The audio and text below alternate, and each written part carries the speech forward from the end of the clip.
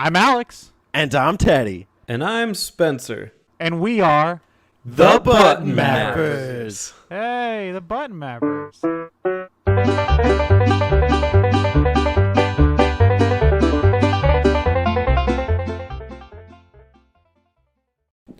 Welcome to Ultimate Q&A. What up, button boys? Boys? The Button Lads. It's Spencer month. We got Alex. Hi, We got I'm Alex. Yep. We got Teddy. Hello. And we got me, Spencer, here enjoying a nice little Spencer month special Ultimate Q&A. As you know, we put a video in.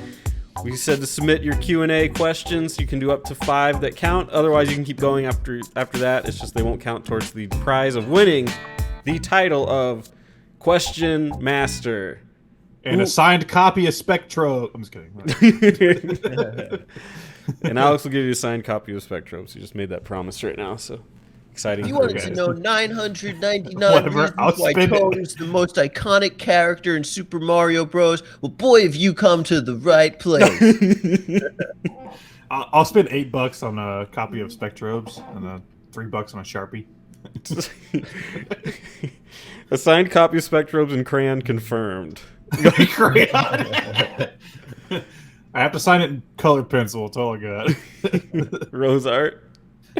Rose art. All right, you guys ready to get started? Yes, but before we do, Alex? Oh, sorry. I wanted to lift an awkward silence right up. Yeah, but before we do, chirp, chirp. Hey, if you like to listen to us with your ear holes, we're on Apple Podcasts and Spotify. And also, don't forget to hop into Discord. There's conversations in there sometimes. Absolutely. Teddy, are you going to get us started? Welcome to the Ultimate Q&A. Here on the Ultimate Q&A, we asked you, the viewers, to ask us a series of questions. These questions came in multiple forms, from the Discord to YouTube and even Facebook. We're very excited to get started, and we're going to start in the place where it all began, YouTube. I was like at the beginning of time. Yeah. before time. Year one. Yeah. Dear Diary, there I was. The dinosaurs were walking around. Nope, YouTube's got plenty of questions for us, a lot of classics, and if you're listening on somewhere else other than the YouTube, well, go check us out on the YouTube, drop us a subscription, and ask us a question. I'm going to sort by the most recent comments and read the oldest, going back to where it all began. The first question comes from Turbo Zone. Turbo. So I'm in the runnings to win the prize, right? So Yes. I get to sign my own copy of Spectrums. Yeah, I'm sure you already have, so this will be good for you. Yeah, signs my own copy. To me. Alex sends it out in the mail with the same mailing address as being mailed to, and the post office guy looks like, huh. He just like takes it out of the thing and puts it back in. Yeah. Oh, well, I'm done. Fastest shipping ever. All right, Alex, you're going to have to answer your own question. Q, why is Spencer the handsomest boy? I want facts. How did it happen? Take us there. Do I need to answer that? Yes. I wanted Alex to go first, but I guess we could put this on Spencer since it's his month. I feel like any answer I give would make me look very, very awful and ugly in person. So I'm not going to answer that question. I'll just say positive attitude. There you go. Yeah. To me, it's definitely his skills in automation. There you go. I'm vain, man. It's just the hair. That's what VG said. He said it's the hair. He replied. Give a thumbs up. Well, VG has nice hair too. Thank you, VG. It's got the dad hair. Yeah. Pretty handsome. All right, next question. Mad Matt. What's up, Matt? What up? It's about to get mad in here. By the way, Cube. real quick, if you hear typing, it's because I'm logging your entrance. So if you hear a little bit of click clack, it's me typing up your name, so you're added to the entrant list. All right, sorry. Oh, sorry. I was actually just going to the question. Somehow I screwed my screen up. So if you hear a little typing, then that's what that is. Oh my god. If you hear me typing, I'm actually just looking up pictures of koala bears. I'll check in on that later. Nothing productive over here. Do you think gaming still has a future 9th gen? I asked this because the PS5 and Xbox Series X ain't doing it for me. And right now, Switch, RetroArch, and possibly Intellivision Amico seem to be the ways to go going forward. I don't want to talk about the Amico. What is 9th? Is 9th the one we're on? Or is 9th I think the whatever he means is there going to be another generation. Okay, like beyond PS5 and Series X and such. That's what I'm gathering. In Switch Pro. That's not the thing. Yes. So what are they going to come out with next? The PS6? I mean, if we check their track record, it's probably. Well, I think Mr. Matt, you kind of answered your question already in your question. You said that you like the Switch. That's a future iteration of a console right there. I'm sure there'll be different ways to iterate that from other companies in the going future. You say you don't like the PS5 and Xbox Series X, but I think a lot of people do. It's very, very popular. It's a hot item. So I think there's almost guaranteed going to be a next generation. You know, whether it looks like the one that we're in now, you know, it might look different, but I'm sure there will be something later. To give an actual answer, I think it's too early to even judge the PS5 and Series X. Like, we're in like that baby steps phase where it's just like, oh well, most of the games on it are on other things. Like we're not fully there yet. But I mean, the Switch will definitely be getting future iterations at some point because that thing's successful as all hell, and it's Nintendo, so they'll make the Switch U or something. I agree. I think that the Game Boy Touchovision is the future. So I'm gonna have to move my alliance towards Nintendo. Fuck the Amico though, man. They keep, because I don't give a shit about the Amico, but they keep I've been watching the progress on that thing, and it's every 6 months they're like, oh well, we have it ready, we just we can't release it yet, but I promise we have a full warehouse full of them, but it's not ready. So it's just this is the biggest fucking scam I've ever seen. I mean, when you have things like the KFC console, I mean, there's really a lot to look forward to. You good, Bruno? I can't wait for the KF3. KF3. Yeah. That's the real future console. I can't wait for the PS3. Anyways, I'm just dicking around. Dicking around. Teddy's still on 2006. Yeah. He hasn't got the PS3 yet. I haven't arrived in the future. Okay, should we move on? Yeah. All right, next one comes in Mount Master. Malta.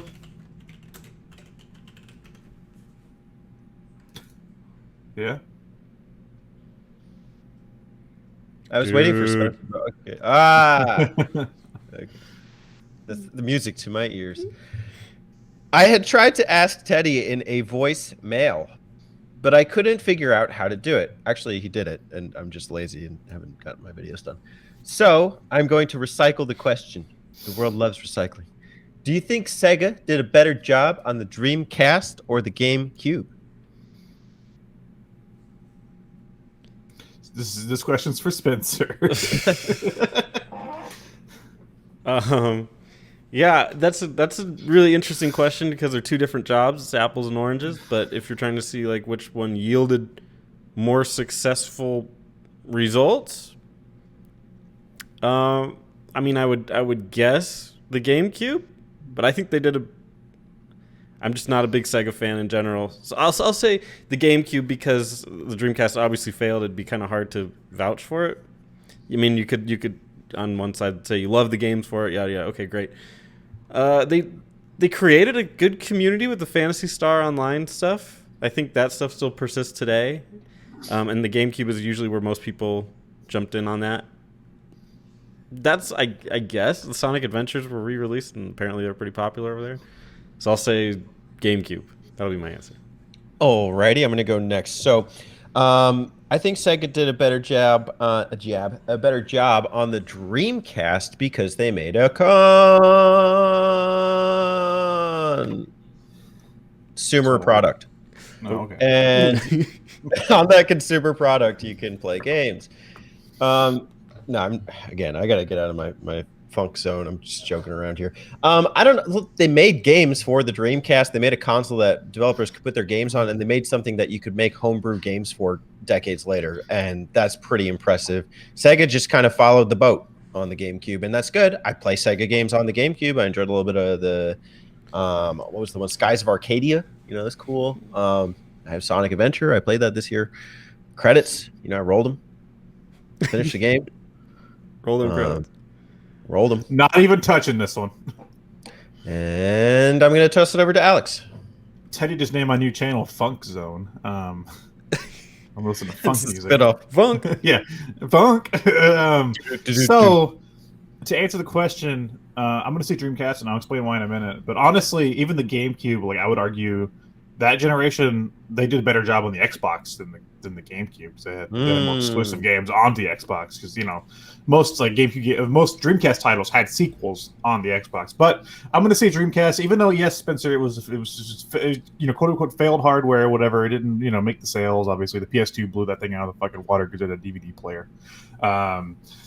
I'm definitely going to say the fact that they knew this was like their last stand breeded some of the most creative games from the company. Obviously, Sonic Adventure was bound to happen because it's Sonic and they needed to make money. But even from there, they had like Crazy Taxi, Jet Grind Radio, Space Channel 5, Shenmue, Samba de Amigo, the Phantasy Star Online games, Skies of Arcadia. They had so many great titles on the Dreamcast that I think came from this era of them just going all out. Like, okay, we need to just try our hardest with the library, and it definitely reflects that. And then I think the Xbox and GameCube were like, they did some more original games, but most of them were like, here's a sequel or a remaster of our Dreamcast titles. Yeah. It was kind of like an echo of that. I think that's a really good point, and I'm glad that you guys. I mean, people should listen to your guys' answers, not mine, because I'm not a Sega guy. And I think that's an interesting point to think of, is that the good games that were on the GameCube and also the Xbox were basically just ports of the ones that were already on Dreamcast. Yeah, so or like sequels, like half sequels. Yeah. So I mean, that tells you something. So, and given the opportunity, I would play them on the GameCube over the Dreamcast simply because it's on the GameCube. But because the fucking controller, man, and the handle, the handle, the Indigo, I can carry it around in that load screen. I always wanted to get a broken GameCube and gut it and use it as a lunchbox. Wow. I want to use mine as a toaster oven. Wow. Just heat my my sourdough bread with some I mean, the Dreamcast might do that. That fucking laser's loud as shit. It might be hot enough in there. It could be able to I think you could make toast something. Yeah, you can make what's the thing like the bread with the hole in it? A bagel? Bagel? No. It's a bagel. Bread with a hole in it. The hell are you talking about? No, that's what I was thinking of. No, I'm joking. There's the one where it's like you cook the egg inside of the hole in the bread. Oh, you guys are missing out. It's supposed to be I'm gonna make that for you guys sometime, okay? Bread with the egg in the hole. Are you gonna mail it to us? Let me look up that recipe. Okay. You will bread hole egg. Just like Grandma Recipe. used to make it. Yeah, just like back home. Bread hole egg. Hey, Grandma, can you make one of them bread hole eggs? Grandma, what's for dinner? Well, we're having bread hole eggs. Grandma breathes. Okay, thanks, Granny. I'm going back to my pocket mons. We're gonna be here a long time. Next question. VG mashup. Poppy.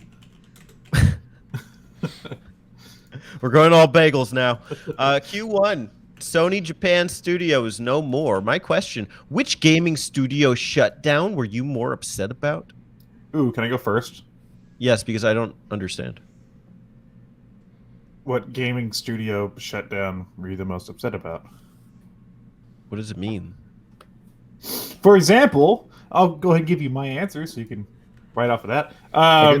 I sold my original Xbox One a week after they shut down Lionhead Studios. Because I was just like, no more Fable games. Okay, fuck it. I'm getting rid of this thing. So, and I did acquire one later on, but that was a big one for me. Even though Fable 3 sucked ass, I was just excited for the future of what they could do, because I know that studio had some talent outside of Peter Molyneux promising everything in the fucking world. So yeah, that was one. Mine isn't technically a shutdown because it still exists. It's just, to me, it's a different company. It is BioWare.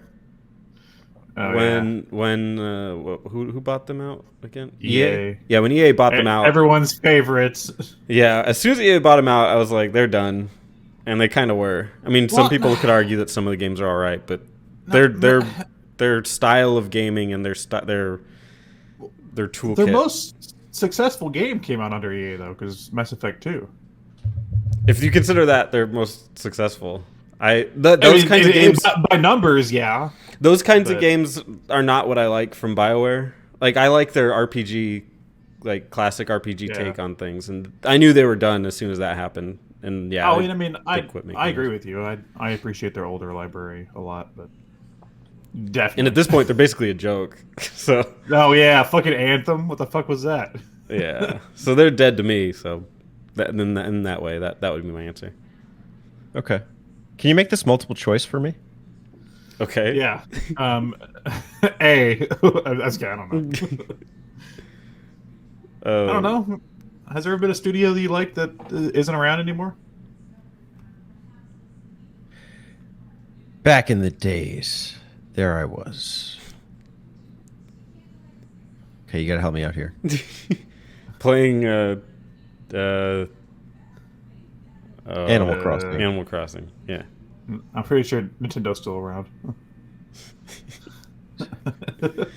I wasn't sure if they would release a new console. Just say Rareware. I mean, they're basically a different company now. Okay. Yeah, they're basically dead. I mean, they're still around, but it's not ever going to be the same Rareware. Ooh, I got a really good one that we didn't come up with. Me and Alex would be on this one. The Foxhound Studios? Was that what they were called? Oh, or Kojima Productions? Yeah, whatever Kojima's thing was. Yeah. Yeah, they're fucking dead in the water. I mean, you could argue like now they're whatever the Sony studio is. Yeah. That's branding and stuff, but yeah, it's never going to be the same. Without the license? Yeah. It's done. Kojima's like, well, how should I follow up one of the most successful game series of all times? Walking! It's genius. Genius! What everybody wanted. Especially during the pandemic, since you don't get outside to walk. Now's your chance.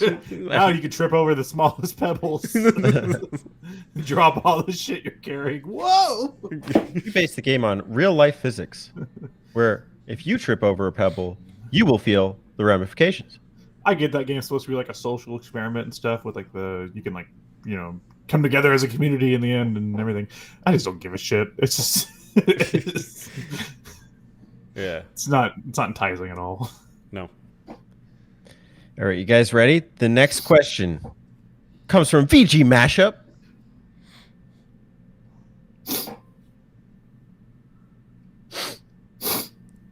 VG. Okay. Good. Xbox now owns Bethesda. Oh. If you were in charge of Xbox, would you have bought Bethesda? I mean, Absolutely, makes the most sense, but it also hurts me because now if I want to play, like, I mean, they've said like, oh well, we'll probably still bring games over to other consoles, and I know that's bullshit. Like they're gonna be like, here's a Doom game from like 5 years ago on the Switch or something. But no, if I want to play the new Doom or Wolfenstein or whatever else they're putting out, like, I'm gonna have to probably play it on Xbox from now on. It makes total sense though. I mean, rake in the dough. That's a complicated question because as a consumer, I don't really understand the ins and outs of buying a company and the trade-offs. I mean, do I assume that Microsoft just has a huge wad of cash and they're like, okay, cool, let's just buy them? Like, if the money doesn't matter, then sure, I guess. The trade-off comes in as when they're saying, well, since we're only releasing like our newest game on your console, our sales are cut in half or a third or fourth or however you want to look at it. So you have to compensate us more for this. Fallout 76, they have to support that. I don't want to ever have to support that game. That would. I hope Bill Gates takes that game into the backyard and puts it down. Yeah. Yeah. So he just walks back into the studio. Whoops. I guess in that aspect, I would say no. But I mean, it seems like they just have a lot of cash. So yeah, I guess why not? I'm going to say yes. All right, next question. This one comes from VG Mashup. I'm not doing something every time. Mashup. Why? Okay, good. Mashup. Okay, who is your current top Japanese game developer / publisher? Developer / publisher. That's those are two different things. Do you want to answer for each? Okay, sure. Or one or the other? I don't know. Developer for me is definitely Grasshopper because I'm a big Suda51 fan. Mm-hmm. Publisher, Japanese publisher, that one's tough. I don't know. I'm just gonna say Capcom. I love Capcom, so fuck it. Monster Hunter Rise comes out in like a week, and that's all I'll be doing after that. Is Atlas a developer? Like I know No, they it's used to Sega. You got Sega. Sega. Well, but they're still Atlas. Sega. I guess technically now they are a developer. They used to be a publisher as well, but I guess I'll say Atlas if that makes sense. And publisher, I'll say Nintendo. I think they have a really solid quality control for first party / what they try to let on for big games. Obviously, they let some weird stuff on into their eShop, but we'll ignore that. But I think they have a really strong track record and are really good at advertising. I love the quality of Chiba Robo Ziplash. All right. Classic. Don't hold that against them. Nintendo, yeah. I don't know. I look at my like modern game library and what I play, and I mean, the only games I own on the Switch are Nintendo games. So, yeah, no. I can hear Terry's comments now. Alex is a fucking liar. He didn't say Sega.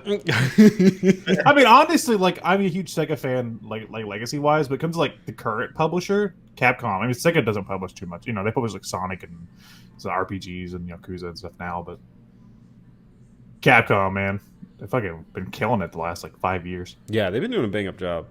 Yeah. It seemed like the trick was Street Fighter. I feel like that's where it turned. Street Fighter 5. I feel like the trick was like they just really shit for like 10 years. And then they were like, oh yeah, we're not making any money. They had like a weird attitude though. Like I remember their attitude used to be, and I don't know, I think it was JD that told me this, that there was like a series of tweets or something that came out. And it was that they specifically said we're going to release games as tests to see if people like them. And then they kind of, obviously for a while there, they were releasing really shitty games. People were like, nope. And so I guess they kind of stopped making them, like Resident Evil 6. I mean, they really upped their game on the newest ones. So fucking Resident Evil 6, the Devil May Cry reboot. They did like a bunch of other shitty Western style games. They were just like, and then they were like, I think the worst offender of like that age of Capcom was like they were like, okay, here's a demo for Mega Man Legends 3 on the 3DS or something. It was just like, And then they were like, "No, it's canceled. Nobody cares about it. Let's cancel it." I love What? it. That's great. And then they just like flipped. They just like flipped completely. And like now I don't think they've released like a bad, like quote unquote bad game this decade, except for like I mean this last generation, except for maybe like Marvel vs. Capcom Infinite was kind of shitty, but other than that, like Yeah, they've all been solid. So. they've been on a roll.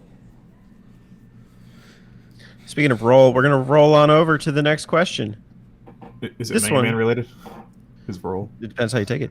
I was thinking more like a Geodude. I was thinking more like a bread with a hole in the middle, egg or something. Ooh, egg. That's pretty good. You got egg in your hole. You got an egg in your hole. And it's complete.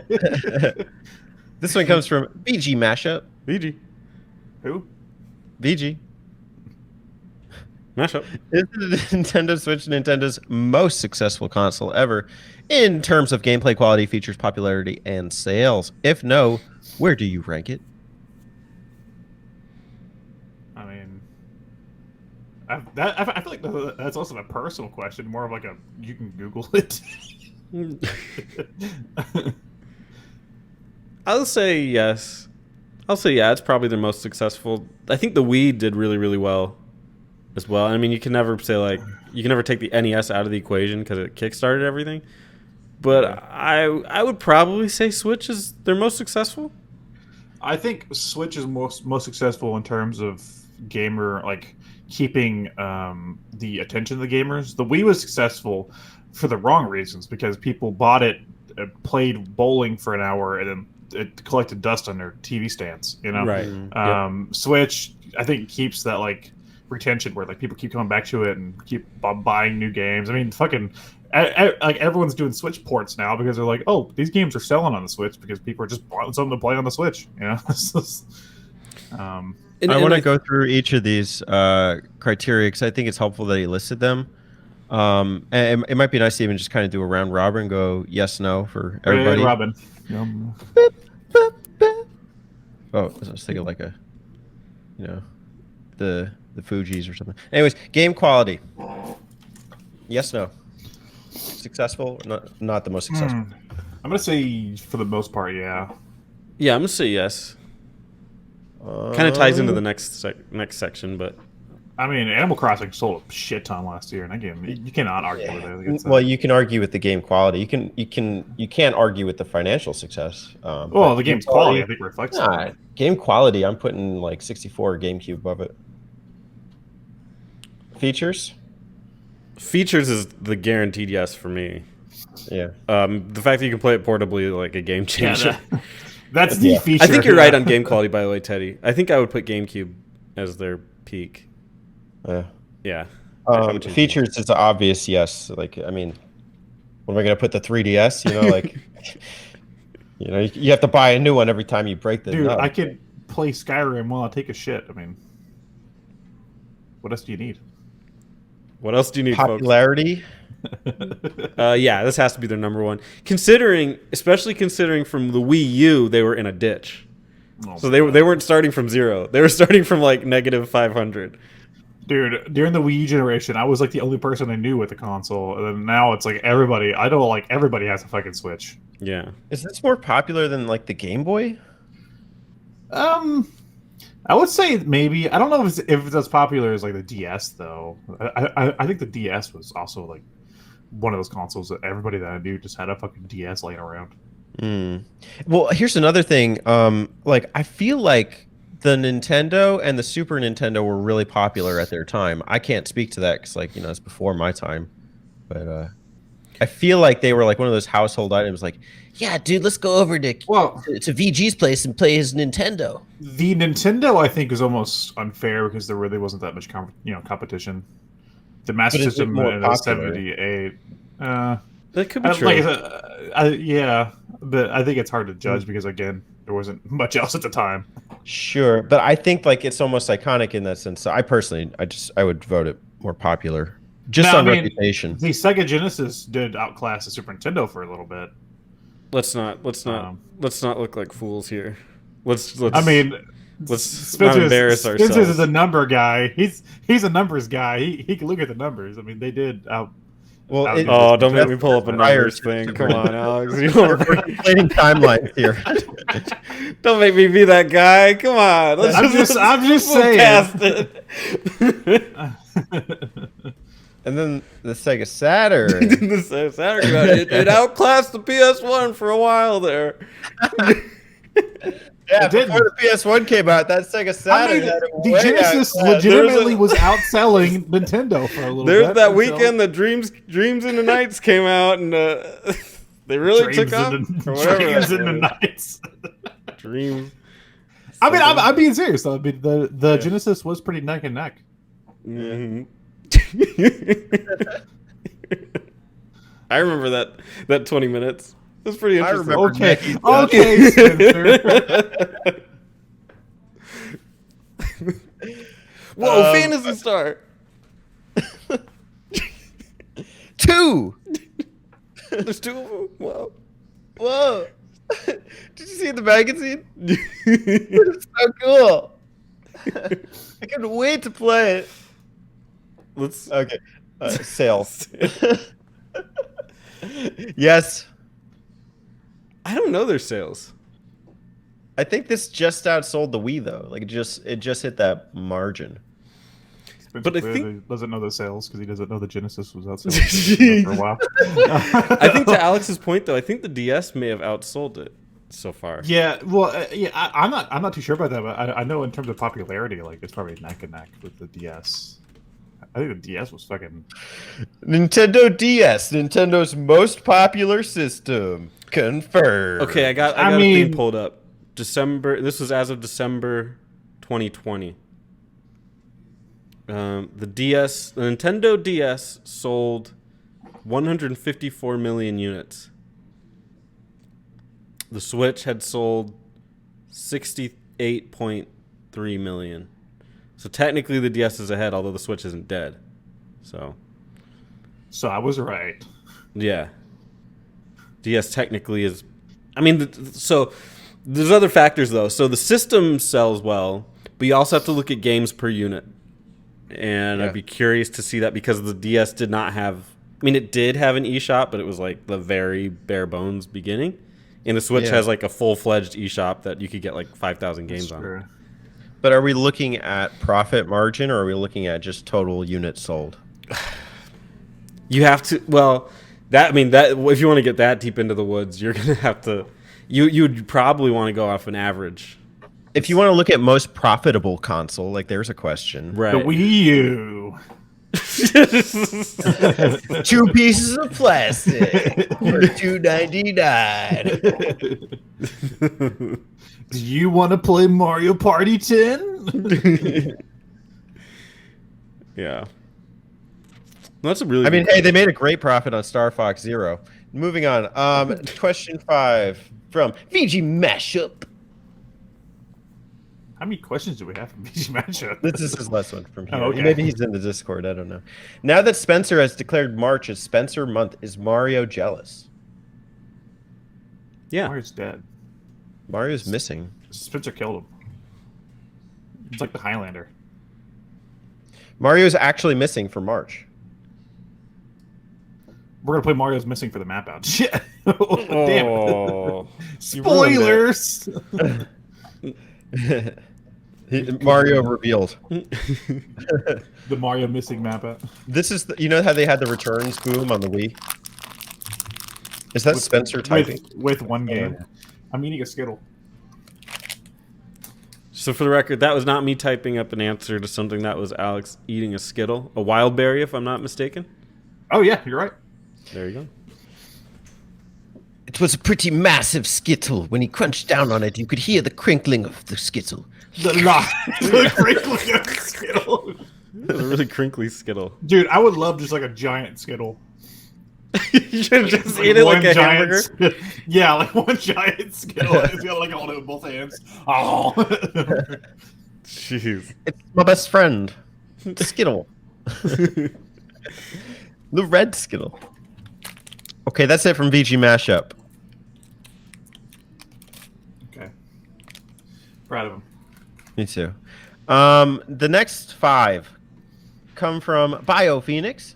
My boy, BioPhoenix. We will allow these questions to rise like the phoenix. We will start from the bottom since they are rising. We're going to start with number 5. Most memorable game over screen.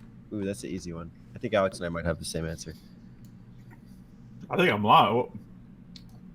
Let me hear it. Game over, yeah. Oh shit! You're right. That's Daytona. Yeah, Daytona. And then wait, is that Daytona? What is Sega Rallies? Oh, maybe I that's don't remember. Daytona. I know Daytona misspells game over during like the thing. It's the same guy who sings the intro. GAMEOUVR. Jimmy AOUVR. Game over, game over, game over, game over.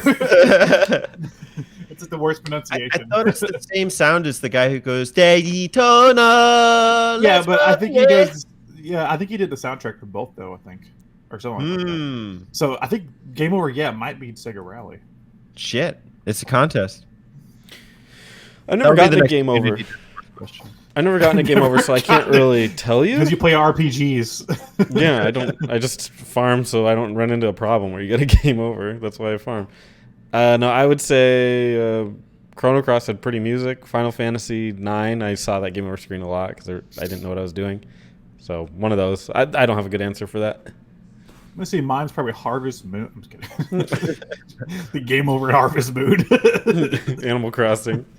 Animal Crossing. I died. Natural causes. Oh, you know what my answer is going to be? It's Grand Theft Auto because they made it a meme. Oh, Wasted. Yeah, that's a good one too. Mm. Is the Flash. Wasted. Changed mine to Super Smash Bros. 64 because they dropped Mario's lifeless corpse. Continue. Continue. That's a good one too. Okay, Okay, number 4. sorry. Go ahead. Worst I'm sorry. tutorial. It's okay, Alex. Worst Tutorial in a game. Approach it. I usually try to block them out of my mind after I play them. The first half of The Legend of Zelda Twilight Princess. That's my least favorite tutorial. Dude, that takes forever. Oh my god. Isn't Skyward Sword pretty bad about that too? I think it is. This guy don't know, but But I mean, Sword was Spencer's kinda- on something though. Yeah. Twilight Princess was like fucking 2 hours of the game. And you know what's crazy? I've tried to play Twilight Princess so many times and never finished it, and so I have to endure that tutorial every single time. yeah, because whenever you go back and play one of those games, you're like, man, I can't wait till I get to that first dungeon. And you're like, oh, it's gonna tell me how to shoot like the arrow. Okay, hold on. Like, oh, okay, now I'm going to the dungeon. Oh, it's gonna tell me how to get on the horse and then ride Yeah. it. Oh, Well, you gotta learn all the things as Link, and then you have to learn all the things as the wolf, yeah, which is it's like double tutorial. terrible. It's too much. Slow SpongeBob. 6 hours later, first dungeon appears. Yeah. I'm sure there's something that I just fucking hated. I can't remember. Tutorials. I don't know. Brain age. Brain Age. Is there a tutorial in there? Yeah, it's like the face that like shows up in your screen and goes. Hoo, hoo, hoo. Yeah, what about Alex liked that face. yeah, yeah, what about That was my math teacher. My favorite math teacher. How dare you? How dare you talk about my brain age math teacher? I'm gonna say I don't know if it counts as like a tutorial, but I hate like the intros to Pokemon games, like newer Pokemon games. Like I was playing Ultra Sun. Is it the one I have? I don't know. One of the Ultras. I forget which one I own. I think it's Sun, Moon maybe. No, it's Moon. And it's just like the first half of the fucking 4 hours is just like the easiest shit because it just thinks I'm a baby. I'm like, man, get to the game already.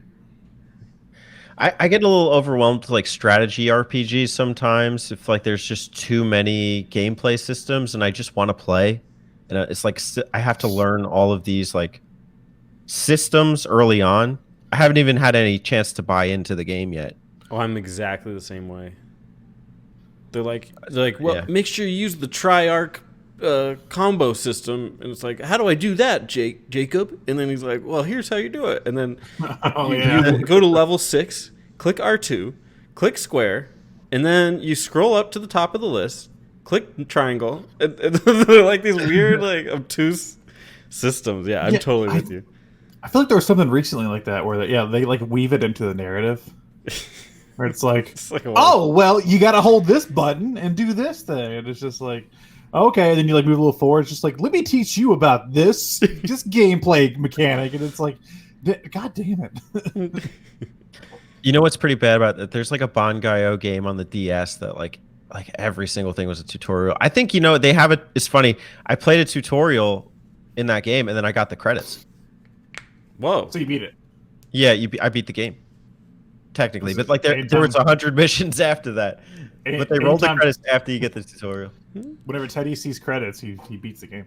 I go on my backloggery and I put credits roll. Yeah. Check. He just goes to the options and puts credits. And then he's like, beat it. Then I go around. I'm like, yeah, ma, I beat Bangai-O. Spirits. Yeah, ma. Yeah, ma. Yeah, no. You know what mine is probably, which is not a game I don't like. I enjoy this game, but it's Star Fox Command. The first like whole chapter of that game is just tutorial, basically. Alex enjoys bad games. Confirmed. Star Fox Command is good, Teddy. I don't know what your issue is. Up until chapter 3. I Yeah, have okay. a similar horror story, but I feel like it's a spoiler, so I'm not going to say it. Okay. Let's For Mario's missing a map out. Oh, hey, it's Mario. There he is. That Skittles There bag. it is. Alex found him. He found the secret Mario Skittle. Damn it. Took him to the Sandbird stage. No. You've been tasked with rescuing Mario. No. I don't want to help him. Ma, could you take me off the Sandbird? What? I want to go home. I don't want to be on the Sandbird. Next question. What is a game that has the most annoying sound effects? BioPhoenix would know the answer better than we would. Yeah. Well, obviously, it's this Japanese-only game call. It's Shinigeki Ogaki! Shinigeki Ogaki. I don't know what that That's means. a top contender. I love Shinigeki Ogaki, dude. Don't you talk shit about Shinigeki Ogaki. Sorry. Nothing's coming to mind. Yeah, I can't think of anything. There are games with sharp, awful sound effects, but I'm not. I'm just gonna say any game that has the fucking like Zelda or like Metroid like death tone whenever you like are close to death and it's like beep beep beep beep beep beep beep beep. Yeah. Those are annoying. Ugh, claw my eyes out. Okay, I'm gonna say a controversial one, because I know how much people like anime, but I really abhor it when a character announces their attack when they're doing it. So like the Tales of games do that, and it's not a bad game, but it is a feature in it. Is the it's a PS1 RPG, Legend of Dragoon. Ape Escape. Yeah, in Ape Escape when they go catch. It's in Gran Turismo. I chose the option, press the brakes. It said, Break Break it. I mean, in Mario Kart, it goes ee when you do a little slide. Yeah. I don't like the villager voices in Animal Crossing. Why? It's like a robot pronouncing every letter combined. Kind of reminds me of Rare's kind of thing. Yeah, Rare's like.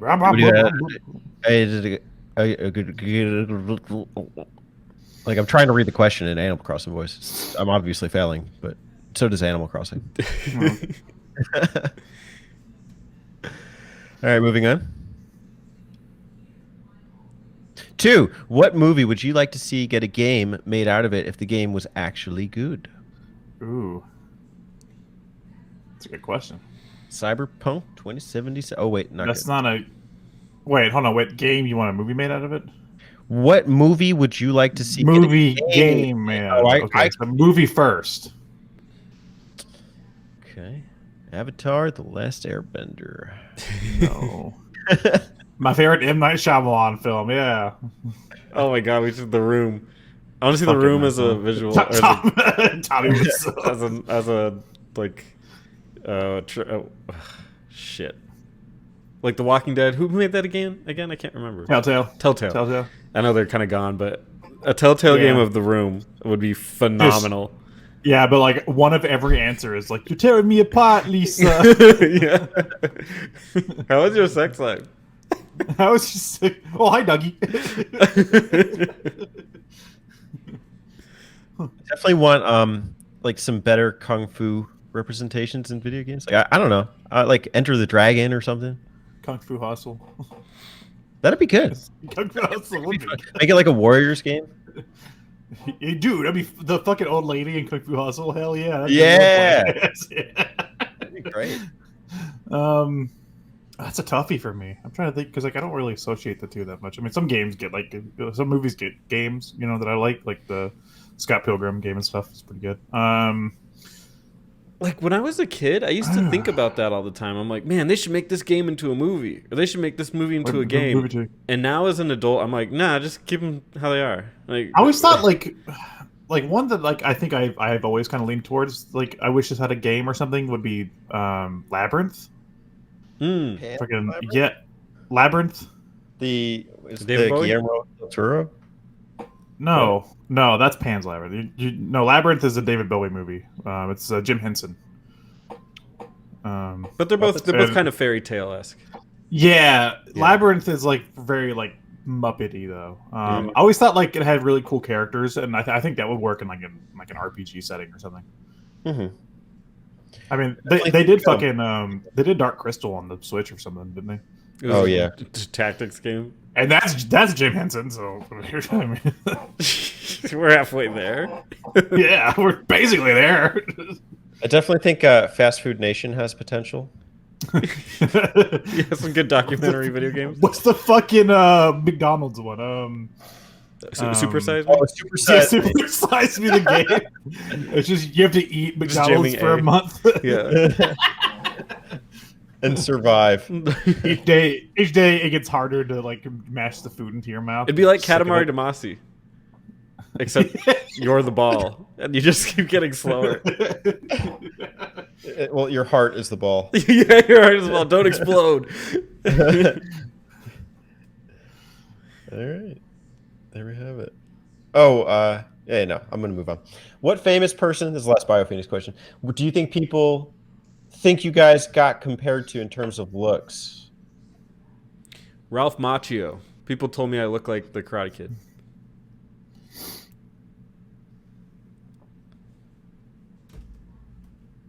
I don't know. This guy's like insignificant that I'm thinking of. I can't remember his name though. That's why, like, whatever. If I could think of it, I'll come back to it. But I cannot remember this guy's name. Jesus. The biggest celebrity ever. Yeah. I don't know. Yeah, I don't know. I mean, I haven't really been. I mean, there's been like small times where like one person's like, "You look like the Undertaker," and I'm like, "No, I don't." Yeah, or just something like that, you know. Or just like I had my hair like up to my shoulders one time. They're like, "You look like Dave Grohl," and I was like, "No, I don't." That's what Multimaster said on my Chrono Trigger stream. He said I look like Dave Grohl. Well, he said I Yeah, look like you have Foo a- Fighters, but I know what he's talking about. Yeah, you had a Dave Grohlish thing going on. Gross. Thanks, BioPhoenix. This one comes from Turbo Turbo. Gerbil. Gerbel. What season of the Button Mappers are we on, and why is it the Reggie arc? If the button mappers were in anime, which arc are we on? I don't watch anime. I have no idea how to answer that. Basic. This is the spring season. It starts on March 21st, and in the spring we upload a lot of content. We put the same amount of content all year round. And, that's why we're on the spring season. Thanks for Cue spring. that banjo. Oh. Thanks for springing. Okay, Reggie. Q Turbo Zone. Turbo. Zone. Zone. So, We're getting tired. When it comes to music, who is your favorite artist? I tend to like Leonardo da Vinci and his work in the chapel, like on the ceilings. yeah, I think he's it's- a great artist. that's music. That's weird. Some people call art music. Yeah, what about deaf people? That Then- has to be their music. It's visuals, I think. I mean, That's not their music. That's not I mean, how we're that really works. trying to appeal to a deaf audience. That's not how that works. I don't want to In our speak for audio them. podcast. I don't want to speak for them, but they ain't speaking to me, so I will. I think that they equate visual art to music. Look, man, I don't. We can say whatever about deaf people because they can't hear this podcast. It's like, Hold on, let me go turn on the caption. turn on subtitles. No. For the record, we love deaf people. If you choose to If you watch hear this. watch our podcast via the subtitles, then please subscribe, like, comment, and Join the Discord. click the bell. Join the Discord.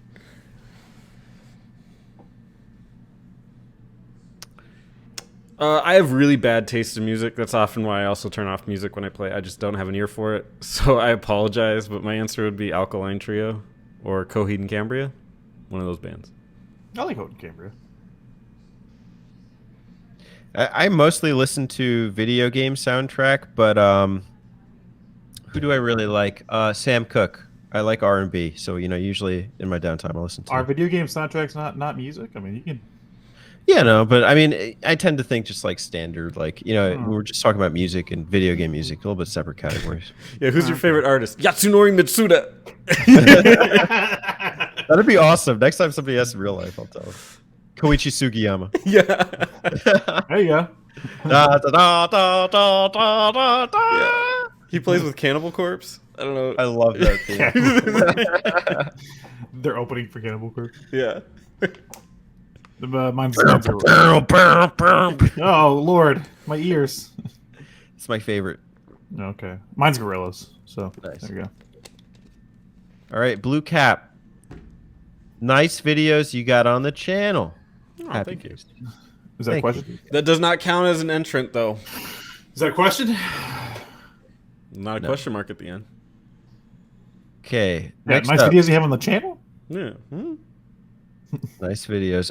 Nice videos you got on the channel? Yes. Subscribe. Okay, SNES Mapper. Oh, here we go.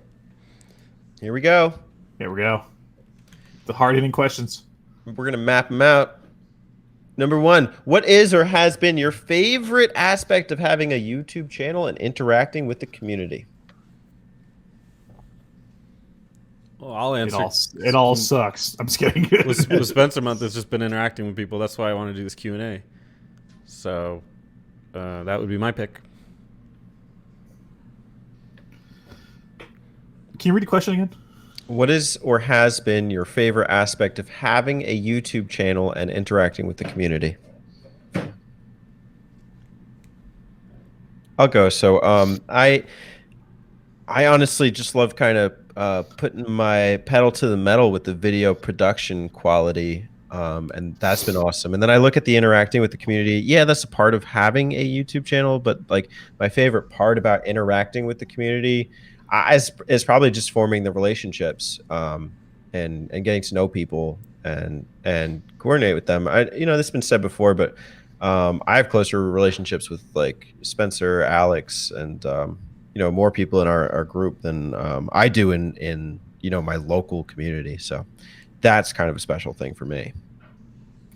I'm gonna have to second the second part of Teddy's thing.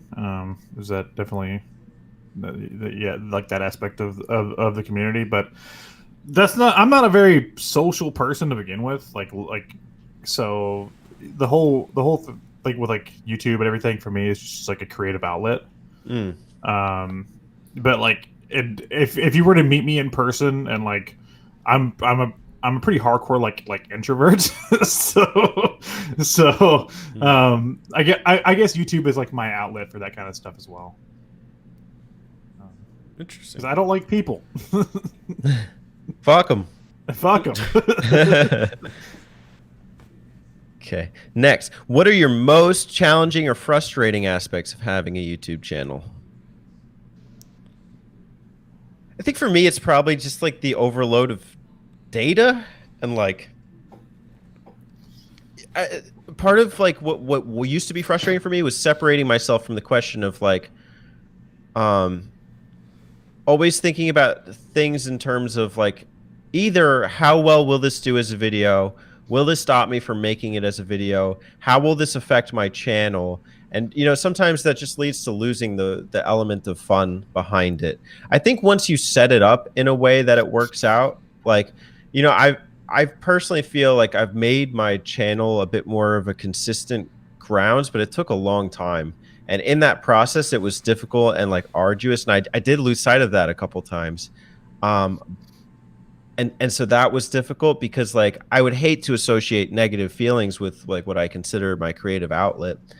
It's not even so much like when things are negatively received or, you know, things like that, but just separating myself from the consistent equation aspect of it. I'm not particularly fond of the analysis of videos of my own channel, I guess. I do it, like I look at them, I look at the data, but sometimes I do recognize that I can obsess over that stuff, and so that's what's been difficult. I think with mine it would be, especially before, I've remedied it since, but it would be output of effort does not equal results. When that happens, it's death. And I know on my old channel, you would see moments where I was like trying to do very difficult things, and then moments where I wasn't trying at all. And when the results are very similar, it gets very, very irritating. There would be things that I'd make that took like 3 hours, but it was like 5 minutes of content. Or I could have just sat in front of a camera and said those things like live almost. And the result would be the exact same. So that will kill your excitement to do anything. But with the button mappers, that's been different for me because I remember editing Super Mario 64, the map out, and I spent a whole day doing it. And you could say, you know, looking at just strictly from a data perspective, did it gain us subscribers? Did it get a lot of views? No, it didn't break 100. But I loved that video so much. I think I played that like every day for like 2 weeks straight. Yeah, just like going back and laughing at the moments like Big Booty Bob and like, you know, like things like that. So even though the numerical side of it could be considered a failure, the personal and emotional side of it was awesome. And it really did set up like a really nice framework for the map outs going forward. I think from like a technical standpoint of like, if you compared it to like how we were editing, I don't know, like Sonic or like Ukulele, it's like a step up. You could see the portraits and like it was just a little more creative. Yeah. So personally that doesn't bother me, but I understand why why not getting results on something you worked hard on can be you know, a deterrent. And I think that's how I ended up remedying it is I'm just like, okay, I put in all this effort to make this thing that didn't get any views. Like the Tex Andrews stuff gets 30 views. Like okay. That took incredible amounts of effort to do. It's focusing on those things that you're actually passionate about and like zeroing in on it and just saying, you know what, I'm going to make this because I would like it to happen and I want to see it. And working your best with that tool set is kind of how I've remedied it and just trying to achieve that and get the success I can out of that instead of trying to make something that I think will get views. So, hey, look, Bill's pretty passionate about Tex Andrews, so Bill.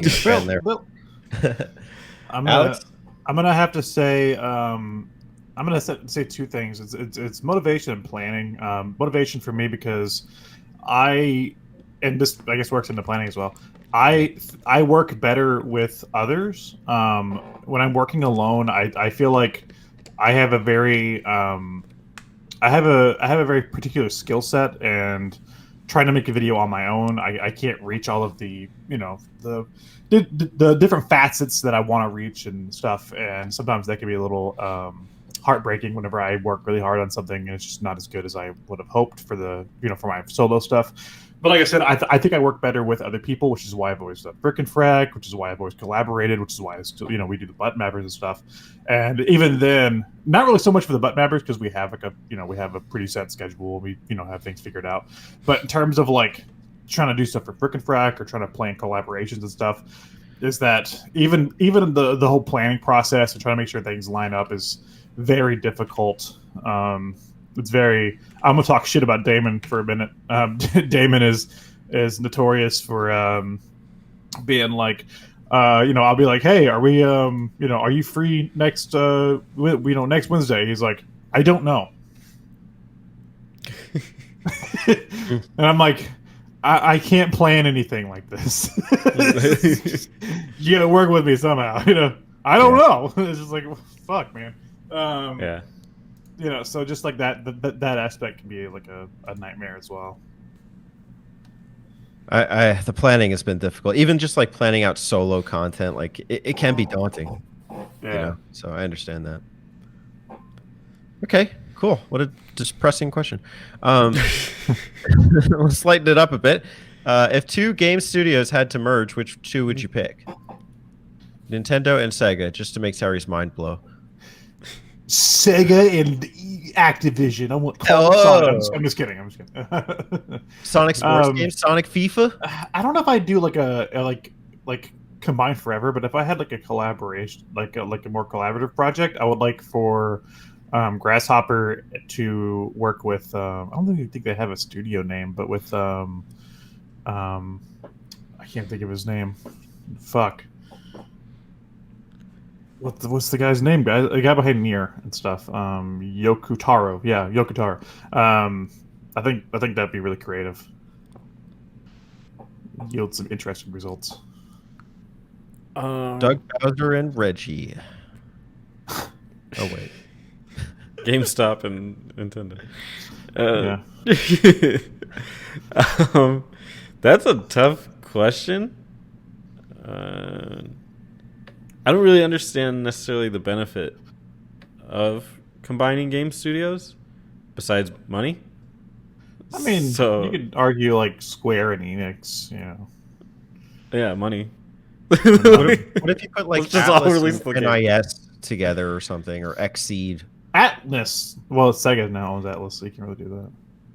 That's Okay. the Hunger Games. Again, I'm gonna say something kind of mean, but a lot of those companies are like low tier RPGs to me.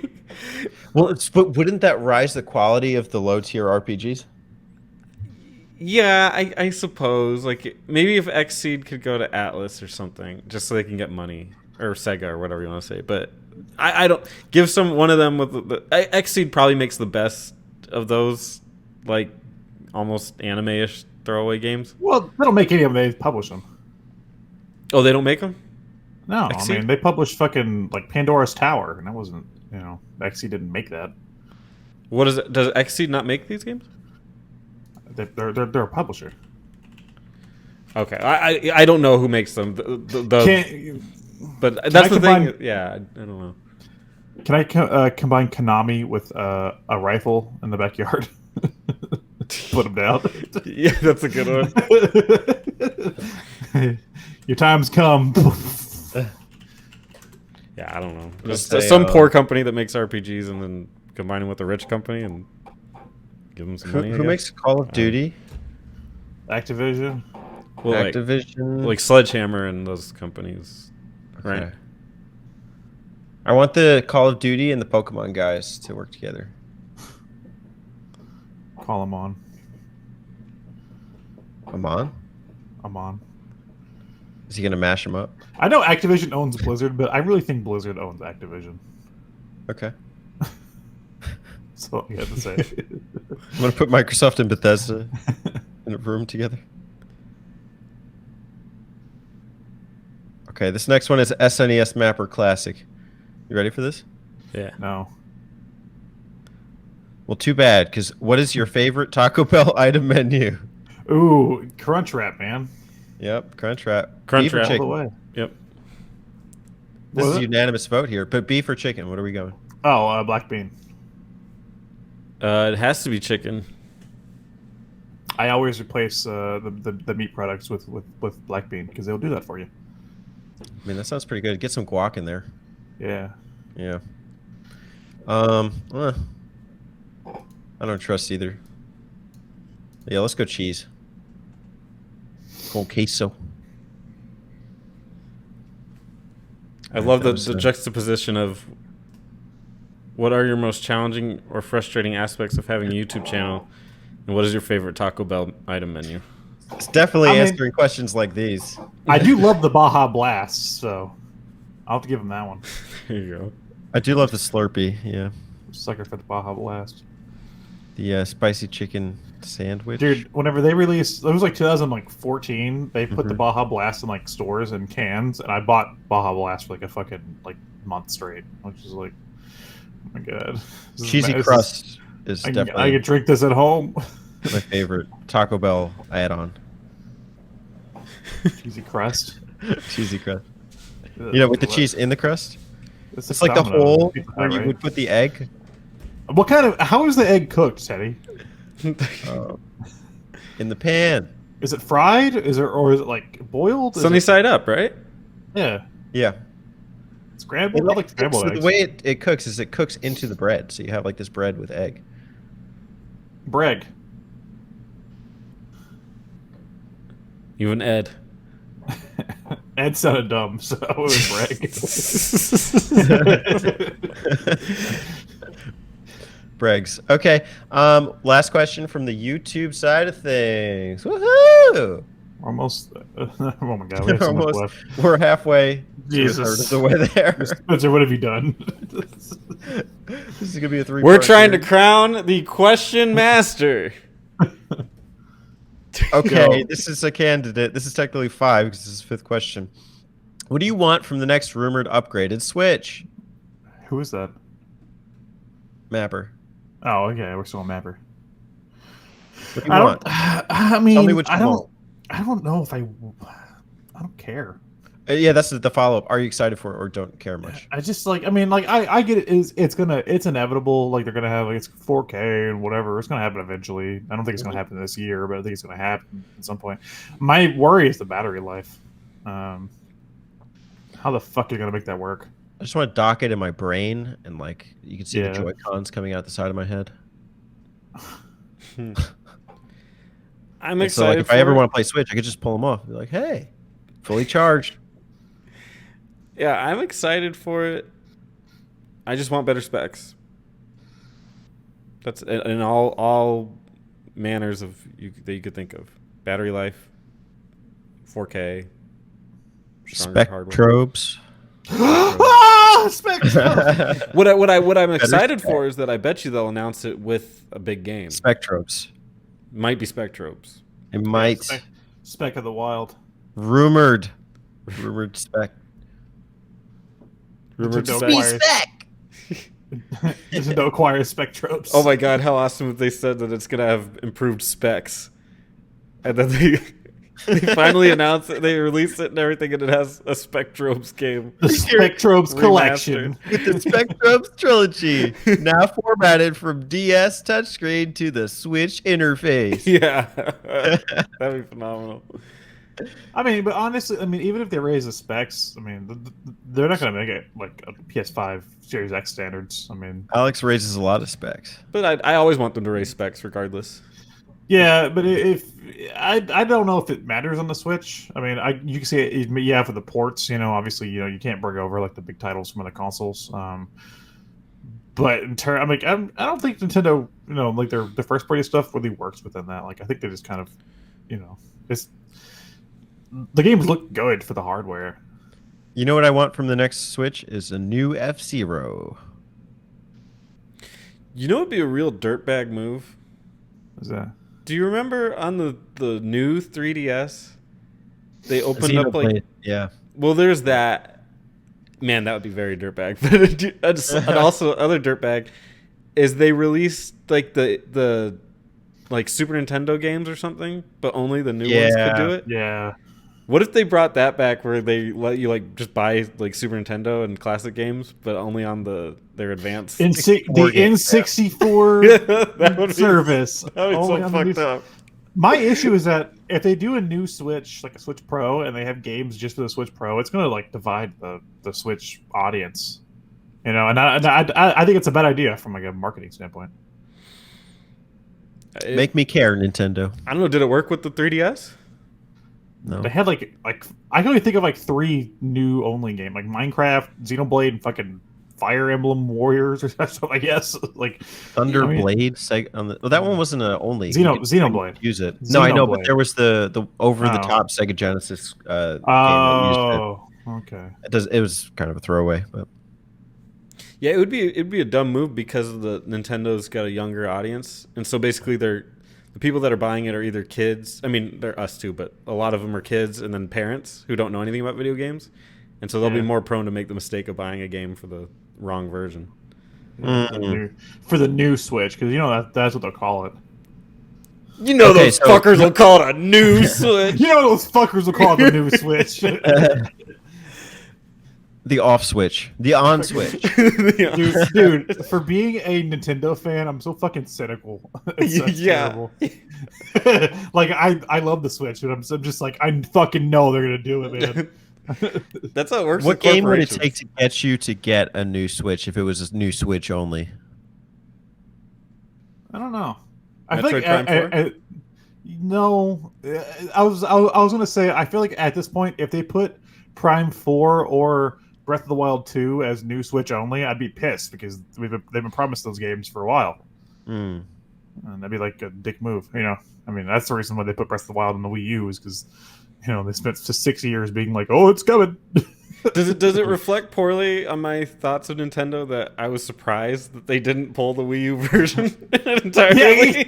Exactly. But I feel like that's the other reason why they even did the Wii U version, because the Wii U version has no Wii U capabilities. It's just the game. Yeah. So you know, like the screen's black. So you know that's the reason why they did it because they promised for like 5 years. They were like, oh, let's come into this Wii U, and they were like, Switch launch title, Breath of the Wild.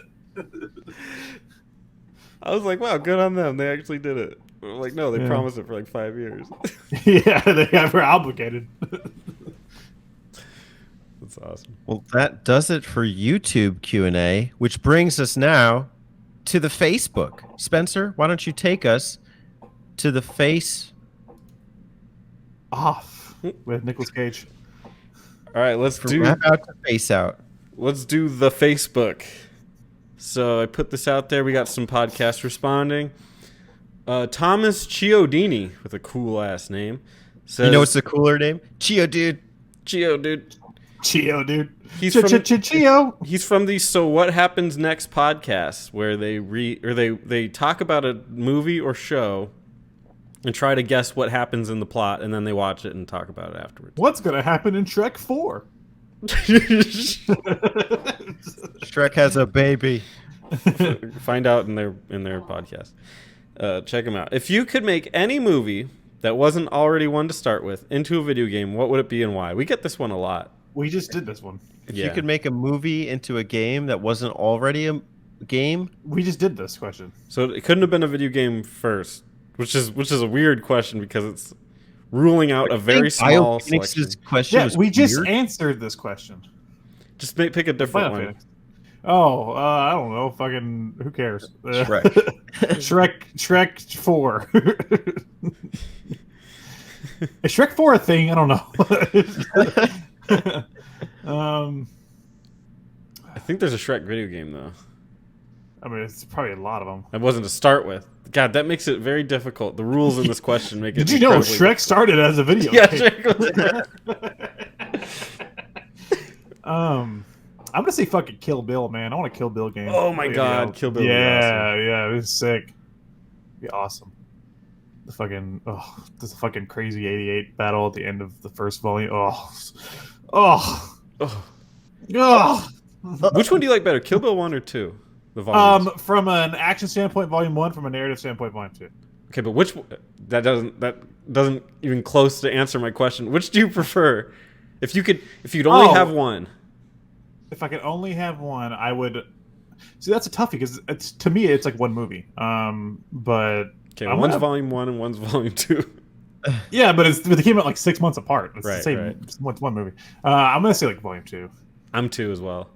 Yeah. It's got the emotion in it, so. Yeah, volume 1 is like pleasing to my like senses, and then volume 2 is pleasing to like my the rest of my brain. I'll say Crouching Tiger, Hidden Dragon, just to piggyback off what you guys were saying earlier. I'm gonna say Kung Fu Hustle. Yeah, it's the sequel to Kung Fu Hustle. If you didn't know. beautiful. Have you ever watched Kung Fu Hustle? You love Crouching Tiger, Hidden Dragon. Kung Fu Hustle is like fucking Looney Tunes meets a Kung Fu movie. It's amazing. Yeah. The last blockbuster. Ooh, Avengers? No, it's called The Last Blockbuster. It's about the last blockbuster. Oh, okay, yeah. I want Zack Snyder's Justice League, all 4 hours. How to Train Your Dragon 2. All right. We needed 4 more. We needed 2 more hours of Justice League. Next Go question. check out this guy's podcast, movie predictions. Okay. Next question comes from the Break a Wish podcast. What? And it's Maddox Campbell. This is he gets the award for the most loaded question of the day. So here you go. Oh Lord, here Ta-da. we go. Leave it to Facebook. Listen, my brain's already mush, and we're got a ton more to go. So I'm gonna I try would to be concentrate shocked here. if they have made it this far in the podcast. A lot of action games like Apex Legends and Borderlands have huge elements of inventory management. Do you think these are shortcomings or that these are excuses for people who want to play inventory management games to pretend they are playing an action game?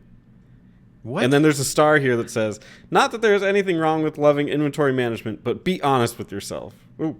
Be honest with yourself. I don't give a shit about inventory management. It's annoying. I was fucking playing Skyrim the other day, and I was just like, I picked up like a loaf of bread, and it was like, "You're carrying too much." And I was like, "I'm already carrying like 150 items. Like, what is one more fucking loaf of bread gonna do? Like, who cares?" Clearly, I think it's coming from a place of bias against games like Apex Legends and Borderlands. They have plenty, and I guess you could lump Diablo in there as well, although you didn't. But they have inventory management because people like stats. That's how it goes to me. I don't Not know Diablo, what you you can just sell everything. Well, yeah, you can But- do it in all these, but I think they have inventory, but it's just part of the That's game true. of collecting loot. So Borderlands is fucking like yeah. Diablo, you definitely collect loot, but I think you could. It's so infrequent because you could just kind of like fast travel back and sell it and stuff. It doesn't matter. I do Borderlands. That's one of the things I hate about Borderlands. Like I like Borderlands overall, but like I hate the random gun drops and stuff. I'm not a fan. but that's the same thing. Yeah, but you know, and okay, for example, when I'm playing Diablo, no matter, you know, if I'm playing as a fucking necromancer, my A button move is going to do the same thing no matter what fucking weapon I'm carrying. And Borderlands, I could end up with some shitty ass guns, you know? It totally changes the dynamic of like how I'm playing. That's the point don't of the know. game. That's literally I the don't point like. of the game. I know, but when I'm playing a shooter, I don't know. I just, like I said, You I don't don't like to hate switch Borderlands. No, not really. But you don't have I'm to. like You can a keep the same one. gun. Yeah, but when I'm starting though, I just get some shitty guns. Oh my I don't know. god, that's, It's not. so I'm not weird. a fan of. I'm not a fan of like the looter shooter genre overall. That's fair. That's fair. Yeah. Yeah. Um, I don't know. That's an angry question. I don't understand. That. angry question alert! What if the angry question? I didn't even answer because I don't even know what they're asking. Okay. fried. Do you? Okay. a lot Resident of Evil action 4, games do you like like playing with the case? Do you like No. putting things in that management case. Do you No. think games where you have to loot a lot are just inventory management games are bad? No. I don't know. Oh, I guess do I think they're bad? I don't know. It's I worded. took it as like, do you care about like inventory management? Like, I don't like having limited inventory in games. Read the question out loud to me one more time, please. Yeah. A lot of action games like Apex Legends and Borderlands have huge elements of inventory management. Do you think Okay. these are shortcomings or that these are excuses for people who want to play inventory management games to pretend they are playing an action game? Isn't Apex Legends fucking online shooter? I can't speak to Apex Legends because I have played it once. I think I got out Is of the there training. a shortcoming or an excuse to say they like playing inventory management? What? Yeah, it's like. Do you think So it's he's a? Do you think it's a basically just bad? saying it sucks. He's not even asking if it sucks or not. He's saying, It's yeah. just- He's just making excuses for the fact that it sucks. he's saying it's a Dude. negative, but in what way Yeah. is it bad? In what way is it negative? Well, obviously, I mean, God. yeah, it sucks because it takes you out of the experience. But I mean, when you go to the grocery store, and you have to take your wallet out to pay for the groceries. We map out Or does levels. that suck? And you're making excuses because you had to go in your pocket. I don't know, man. Like, just it's a game first. I mean, if it gets in the way, it gets in the way. Yeah, but I mean, it's like we play Resident Evil 1. How many times did you go in the inventory? Plenty, but it was still a good game by the time we finished it. We map out levels in Mario. Why the fuck are we answering those? Basically, he has to. What do you think of what do you think of inventory management, and why is it bad? I love that's the managing question. the inventory of water in Mario Sunshine. Yeah. All right. Next question. Najee Walker from the Weekly Cooldown. He does some news and then has a lot of guests on, which is pretty cool. What's the podcast? The Weekly Cooldown pod. Named after Henry Cooldown, Travis Touchdown's twin brother. That's a fact. I'm not making that shit up. That's his name. Also named after the spiritual successor, Cool Land. Go ahead. I just threw up in my mouth a little bit. What do you think the next Fortnite cameo will be? Or for something a little less comedic towards Epic Games, Well, what are you excited for in the coming months? we're working on a button mapper crossover for Teddy. Did you almost fall? Teddy almost died. I just looked over at I was like, I'm going to let Alex take this one. I'm going to Teddy- sit back for a little bit. Teddy leaned back and he had that face of like, like that like sudden face of like you're gonna die, like falling out, like oh, it's like It's me, Um, death. Well, back to my joke. We're working with whoever. Who is it? Gearbox? I don't know who the fuck it is. Epic Games or whatever. To put the button mappers in the next Fortnite cameo, so everybody can say, "Who the fuck are these guys?" Yeah. The question we're really going to answer is, what are you excited for in the coming months? Mine would be Shin Megami Tensei 3. Gee, Yeah, I saw that. That's a thing. Monster Hunter Rise comes out in a week, or less than a week from recording this, and that's what I'm gonna be doing. May is going to be a big month. We got Ninja Gaiden. We got Skyward Sword. We got Mario Golf! Golf. Mario Golf, boy, that's You where boys it's at. to the range. We're Like, going. okay, I'm We're gonna get get some Skyward Sword. balls. I'm gonna get Skyward Sword, but I kid you not, I'm Mario Golf is where I'm pumped. Man. Hell yeah. Hell yeah. Super excited. So, as for Fortnite, Dave from Wendy's. What do you use? And his You want Dave? From and his Wendy's old up fashioned his old fashioned hamburgers. here? Can I get you some chicken? Dave from Wendy's? Hi, I'm Dave. Today, Hi, I'm Dave from Wendy's. burger for you. All right, last question for Facebook. Chris Osborne from Play Comics. He has an interesting question. What's the best flea market, yard sale, etc. find that you've ever had? Oh, definitely. I bought a copy of Ocarina of Time for $2. Damn. Yeah. I was at a yard sale. I was just, I was me and my good buddy Ethan. You guys may know him. We were walking around. We had like gone to visit my grandma, and we were like walking around her neighborhood, and we noticed a little yard sale, and it was literally like this guy. I swear to God, he had like 3 teeth. It was just like out in like his fucking yard, and it was just like, and I was like, oh, cool. Let me look around, and I had a box of like N64 games, and they were mostly shit, but there was a copy of Ocarina of Time, and I was like, how much for this game? And he was like, oh, $2. And I was just like, here's $2. And I was just like, because I would be like, are you kidding me? Like, because he'd be like, oh, I meant like $30. So I was just like, okay, and that's the copy of Ocarina of Time that I have. That's what I bought at the yard sale. Nice. I got a Super Nintendo multi-tap. Believe it. Oh, nice. That and a Super Scope at the same. Are you Naruto? Believe it. Believe it. And that was pretty wild. So that would Totally. probably be the best thing I ever found. I did. Speaking of yard sales for real fast, I did get my Genesis and my copy of Quackshot and Sonic for $3 at a yard sale. Damn, Yeah. that's incredible. Coaxial input though. I had to buy the AV cords, but yeah, that was that. But I was super young, so I think the guy was just like, I think he was like the end of his yard sale, and some kid was like, "How much for the ticket?" And it was just like, I don't know, like $3. Like whatever. Yeah, that's nice of him.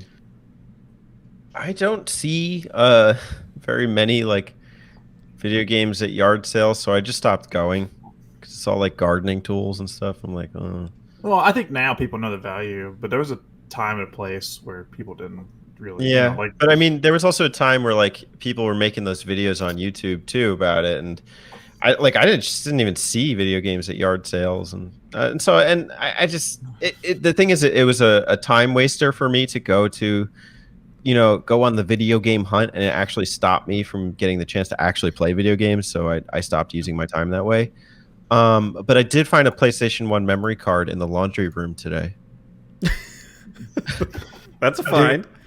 I hate those thrift videos because they're like, here we are at Goodwill today. Oh, what's this over here? Oh, we got a copy of that old fucking Herzog's wife for the Sega Genesis. Oh, this is pretty cool. And then I go to fucking Goodwill and I'm just like, oh great, it's Putt Putt Number Journey for the PC. Yeah, whatever. Oh, we got Wii Play for the Wii. Have you seen the ones where they're like actually at there? Are you talking about those where they're actually there Yeah, and like showing? yeah. And they're like they got like their weird camera. And Yeah. they're like, oh, what is this, like Neo Geo Pocket Color?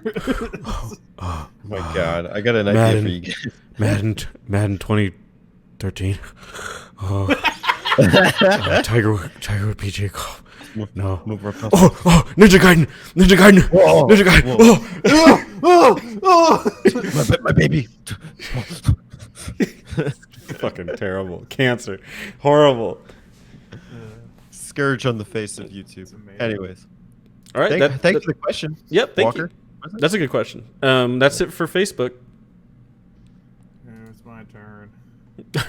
Ready to read Terry's Guys, question? ready? You need like 5 Oh. minutes. We're an hour and a half in. You want to take like a Jesus. break? I don't. Let's You want to just just get a little stretching? Splash some water on the this face? why is this episode so long?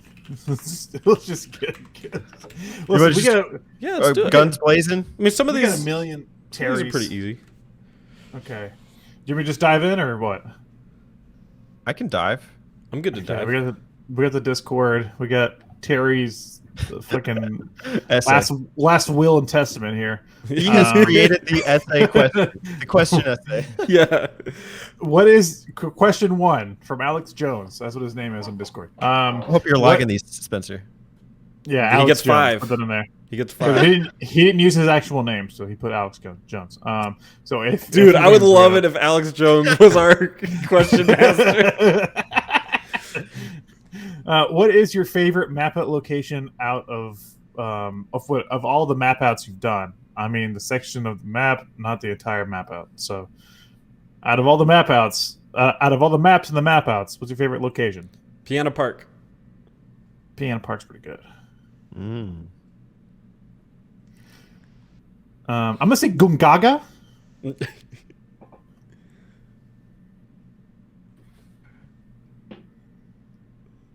Daddy? Nothing's coming to mind. Probably something out of like. What's the beach stage in Banjo? Sunshine has all beach stages if you want to go with Sunshine, but Treasure Banjo. Trove Cove. Yeah, Treasure Trove Cove. That's a good song. Question 2. What is your favorite Musou game? I'm just gonna say Hyrule Warriors, and if I had to pick one of them, I'm gonna say the first one because I haven't played all the way through the second one yet. So Dragon Quest Heroes 2, because it's Dragon Quest. surprised you didn't say Persona Strikers. I haven't played enough of it. I like Dragon Quest more Okay. than Persona, but Yeah, that's true. That's my issue because you got me the second Hyrule. What the fuck is it called? Age of Calamity for Christmas, and I've played like 10 hours so far, and that's nothing. That's like just scratching the surface of those kind of games. yeah. I'm gonna say Persona 5 Strikers. Because Persona. Surprised you didn't say. I don't know. I can't think of anything funny. How many games have you beaten on easy mode but never beaten on any higher difficulty? That's. Am I supposed to know that number offhand, Terry? Oh, 8. Oh, yeah, I keep track of that. I don't know. If I had to think of one that, like, I mean, I did beat it on a higher difficulty later on, but I had to do easy mode first. Like, Beautiful Joe is fucking brutal on the higher difficulties, so that one I had to do like kids mode first. I don't like 3. I would say don't know. 3. Yeah. I always do normal. So if it's easy, I was told that it was a hard game or something. I don't know. Yeah, 3. I beat like Philios on the Genesis that way. What is the hardest achievement / trophy you've ever acquired in a game? No platinum trophies allowed? Question mark. Oh no, the question mark is outside of the parentheses. Oh, never mind. Okay, never mind. I'm tired, guys. I know, it's all good. I'm reading it the same way. Allowed? Allowed? What? The hardest achievement trophy. I got on the PS3. I got all of the achievement trophies, whatever. I guess the trophies on the PS3 for the Jack and Daxter trilogy, which means I got everything. So there's for all 3 games. So there you go. I've never paid attention to trophies or achievements. I have no idea. Oh, you don't really care about like that kind of stuff. I like him because it just kind of like adds on to the game. Like something like Jack and Daxter that I've played a million times. Like it was like I'm gonna get all the trophies because I think I can. I beat The Last of Us on the PS3, and I don't think. I mean, I don't know what they were doing there, but I played with JD, and he was playing The Last of Us on my PS4 on my special edition, whatever that one was. And then he beat it and he got the trophy and he yelled at me because he said I was lying about beating the game. So trophies have only brought me heartbreak. Oh no. I do have one that I can't get, which is the Shinron Kagura Estival Versus. I have like 98%. The last trophy, I kid you not, because there's like part of the trophies are like acquire all of the costumes and stuff. And I have one final costume and one final like raffle, like a lottery raffle, and the raffle is like you get like it's like 1% chance you're gonna get it. And I just have not gotten that last raffle, so I just can't get that last trophy yet. I'm like, no! I hate it. Teddy? Something in Ukulele Impossible Lair. I got the platinum, but there was something that happened. I don't know, man. You know, probably like Halo. Like, you know, when you play the things on Veteran or like the highest difficulty, Master difficulty, Master difficulty, you get a trophy achievement for them. You get trophies because it's on Sony. Halo. I'll give you credit though, is that you got like recognized for your trophy for ukulele by Playtonic. That's true. They retweeted me when I sent them a picture of it. So yeah, that was cool. Yeah, and then I deleted Twitter. That's also cool. I don't blame you. What sports game is your favorite? No Mario spin-offs allowed. Tecmo Bowl. Neo Turf Masters. NHL 06. I played it.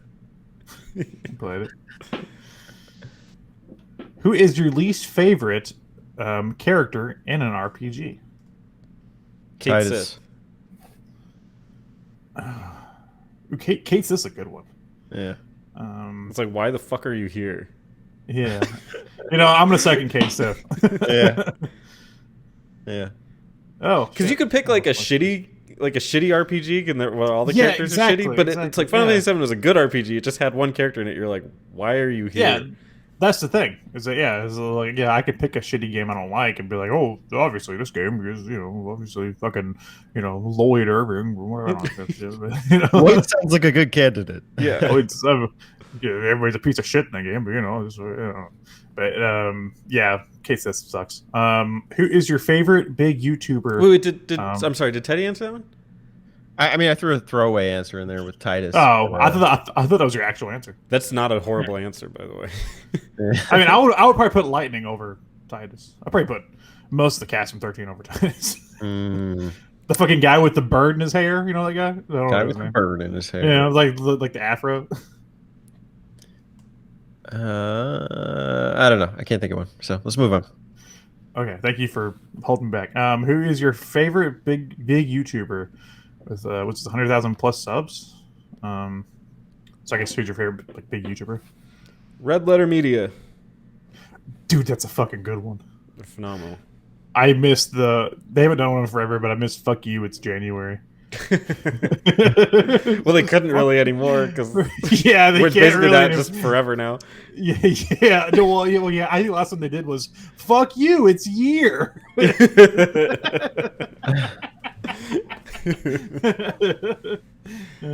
Yeah. Mine is probably Scott the Woz. I think he makes really entertaining. Like they're half comedies, like half sketch comedy, half like essay videos, and they're I don't know they have like a homegrown feel to them that I don't think a lot of big YouTubers have. I feel like a lot of these. Mine's not gaming. Mine's Okay. either political or financial. But prior to that, it definitely was Classic Game Room. But then they really just fell off super hard. So CGR's out, but that's what it would have been. And then political wise, I listened to the David Pakman show, and then financial wise, I listened to Dave Ramsey. So Gordon Ramsay, got it. What is the second best? What is the second best podcast where you're the cooking guy on YouTube? Since Button Mappers is the best, can we? I gotta give a little plug here to RPG Archive. Oh, you can't pick that one. Aw. Find Bill's house. I mean, I listen. Fine, Bill's house. I don't really consume my podcast on YouTube though. I use Spotify, so I don't know if I can answer this because I don't know if Throw I'll. a Spotify cast in there. Oh, okay, well that's true. I really like the. I don't really watch their videos anymore. I really like Mega 64's podcast. I also listen to their podcast a lot. Did you know that Mega Man once came out on the Nintendo 64? Yeah, that's exactly what I'm talking about. Right. Since it's Terry, I will say 83 Weeks with Eric Bischoff. It's a podcast about wrestling with the guy that was in charge of WCW in the mid 90s. Oh, you know what? If I had to pick one on YouTube, because I know this one does air on YouTube, it's the CU podcast with Pat Condry. I listen to that one a lot. Pat Country. Yeah. From I met that Country. guy. Did you? Yeah, he's Oh, cool. that's cool. At one of the Game On Expo things in Arizona, he was there. Oh, that's awesome. I wanted to buy his Yeah. book, but I was like, I'm never gonna read that. But he was super nice. Was it the Nintendo one or is it the Super Nintendo one, I think. Oh, okay. I wouldn't have cared if it was a regular Nintendo, but Yeah. the Super Nintendo, I was like, that's interesting. Maybe I'll buy it. I didn't end up not. But he was really nice. He was a cool guy. Yeah. Daniel Santos has a pretty good podcast on YouTube, Essays and Espresso. As far as off of YouTube, I do like Frenemy Fire. I've been listening to a couple of Console Kev's Yeah. stuff since I've- had him on. I can second that. I've been listening to his stuff on Spotify. Thanks, Spencer. Thanks, Spencer. What is Spencer's? This is for Spencer only. What is Spencer's favorite Final Fantasy VI character? But everyone answers this before Spencer.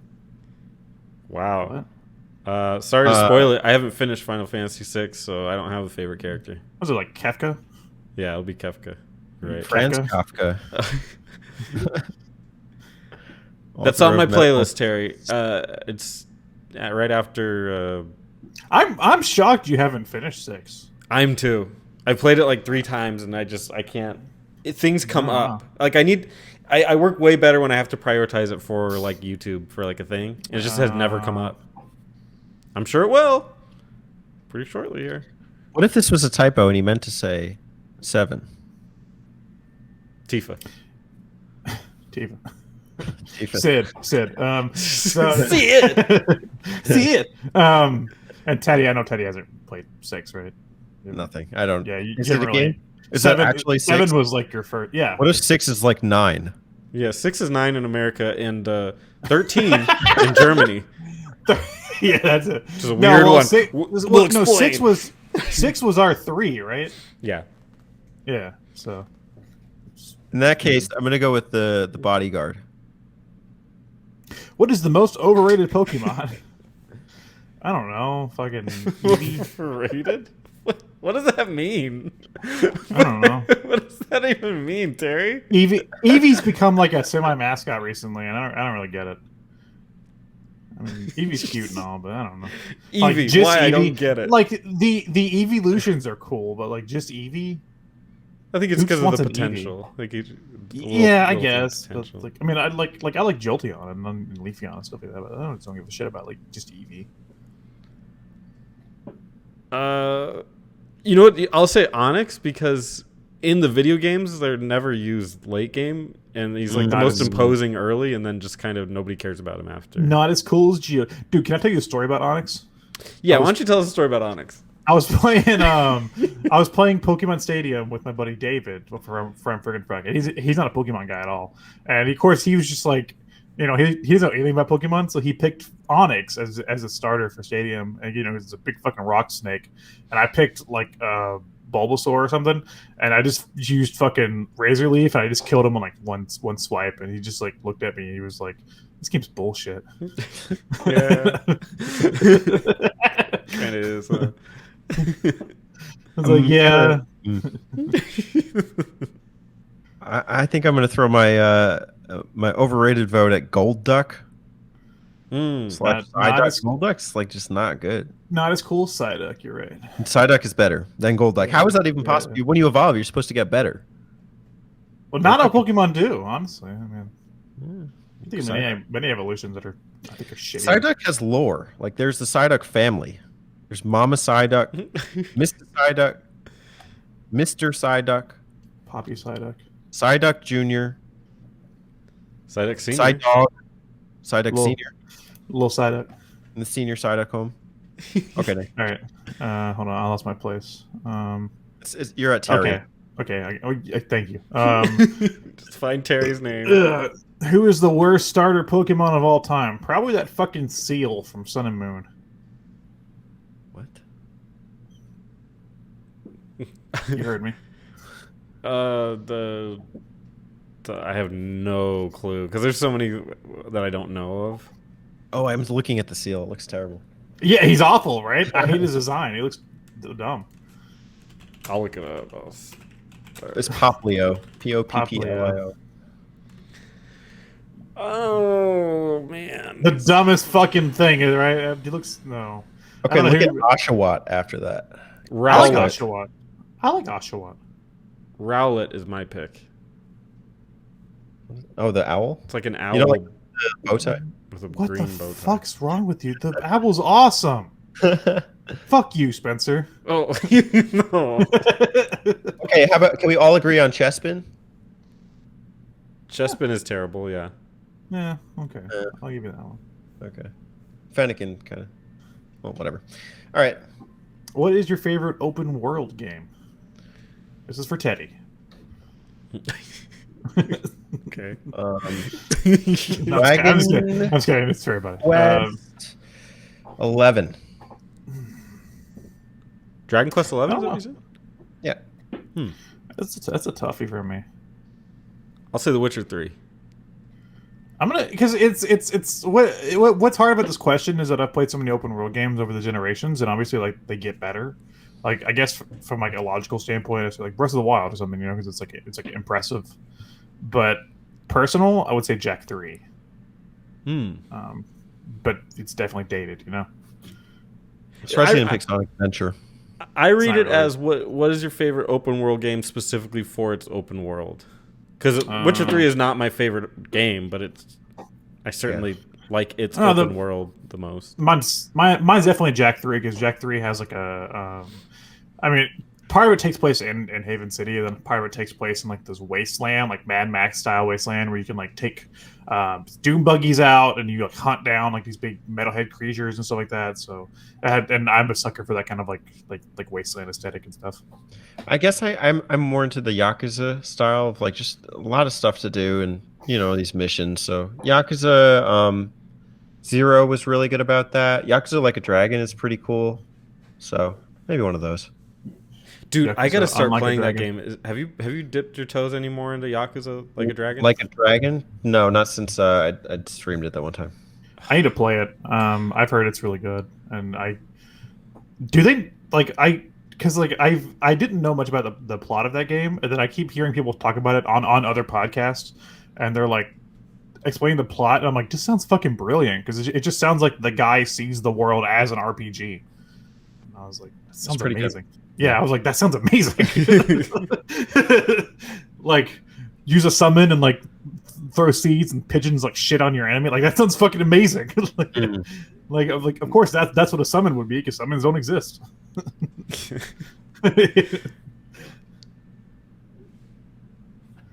Okay, I guess we're moving on. Sorry. What is the most boring game you've ever played? And I was trying to make a joke. Assassin's Creed Unity.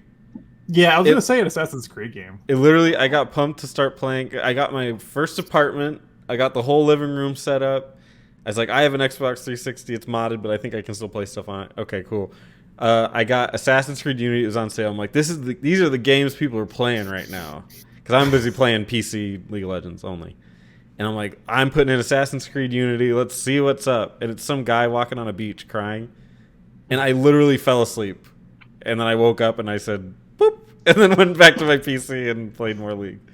It Oh man, Amazing. basically ended my try to get back into gaming.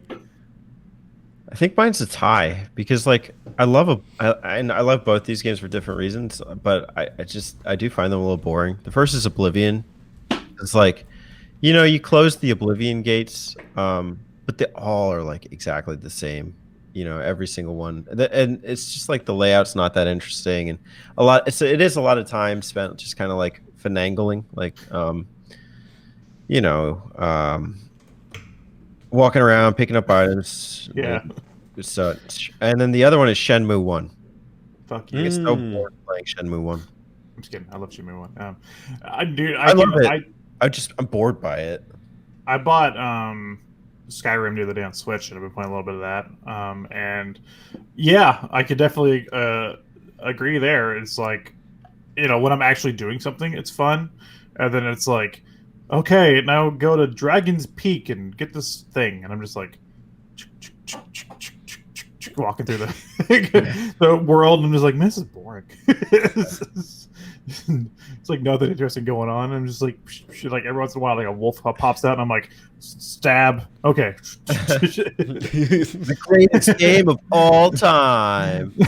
Like wolf footage of just walking And, across the grass. and that's the thing is that like, and that's like one of those games that like I don't like really care about the open world aspect of that game, because unlike Breath of the Wild.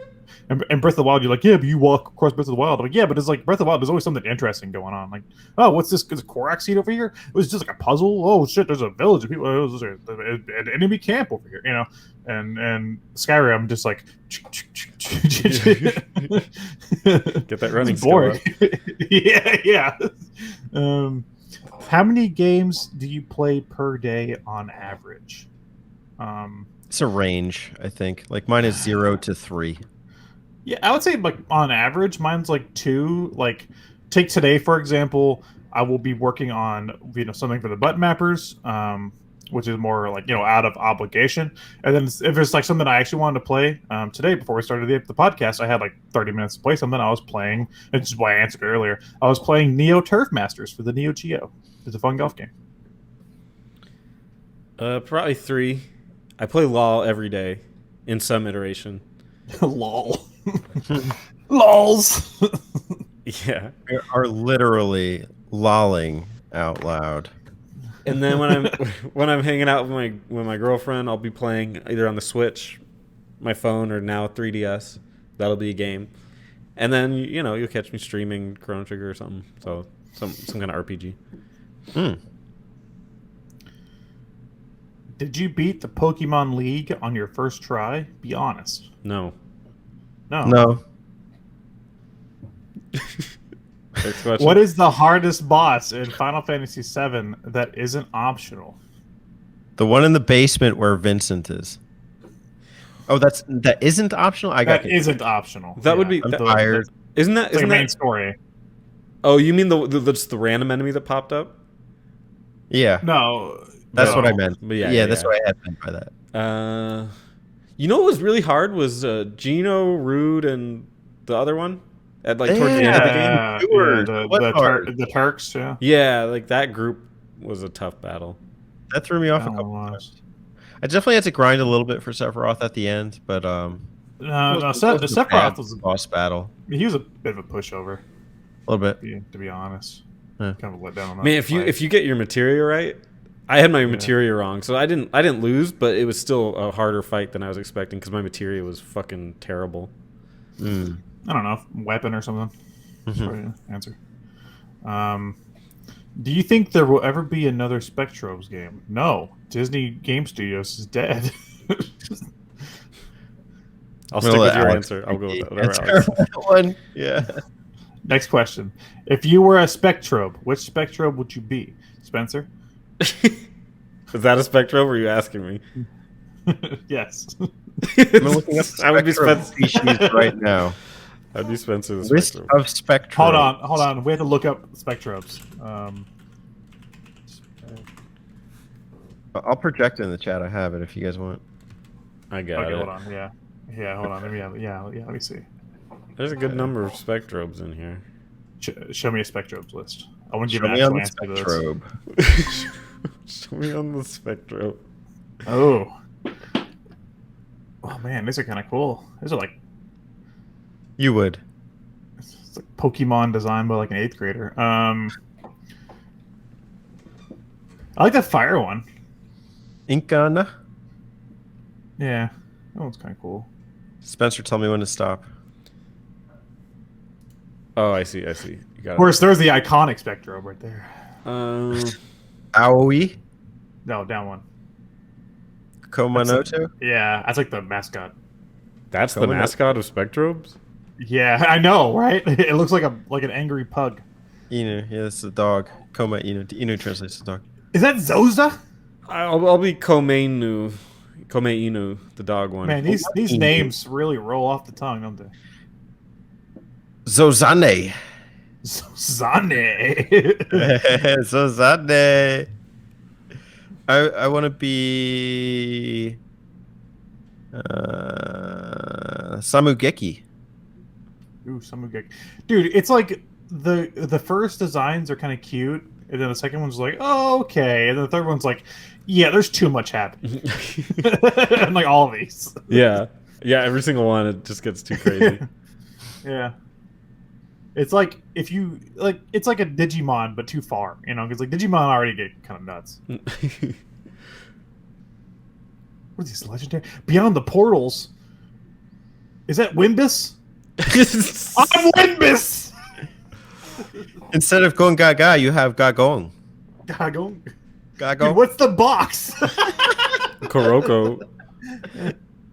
Kuroko the box. The box Pokemon. Go Kuroko. I hope you're keeping this in. Hope you see it in the video. It's a Boma. Boma Boma. Doma Boma. Ooh, Doma Darucho Boma. looks pretty cool. I'll be Darucho. Darucho. What is he? It's Dorito. Yeah. Ezekiel? The evolution of Dorito.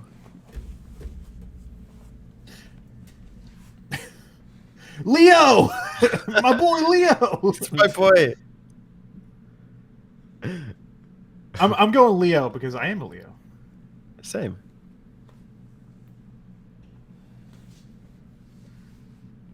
Ryza. Ooh, Ryza looks pretty cool. I like Ryza. I want to keep it. Torga. No, I want to pet Nokagilla. Is he a fucking chainsaw? I'm going Nokagilla, dude. He's a fucking dude. Noko Hey, you Giro wanna is eat my just- dog. Find me the chainsaw Pokemon. I want Torgala. Vroom. It's a car. You thought Pokemon was inspired. This is amazing. Look at Spectrobes.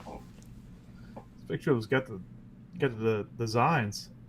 Dude, that one's so fucking cute. Look at him. What's his name? Makanui? Makanu? Makanu? Samatusu Tosu. That's the cute one.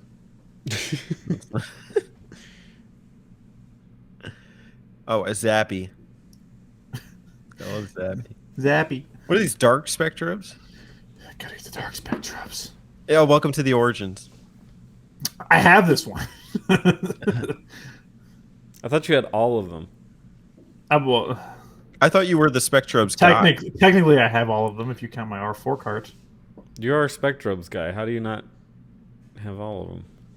I don't How can you not recite I don't them own by any name? DS games anymore because I could just download them. Go from the first one in the Spectrobe stacks. Is that Pepe It's our boy. or is that Pee? It's both. Is it fucking radish?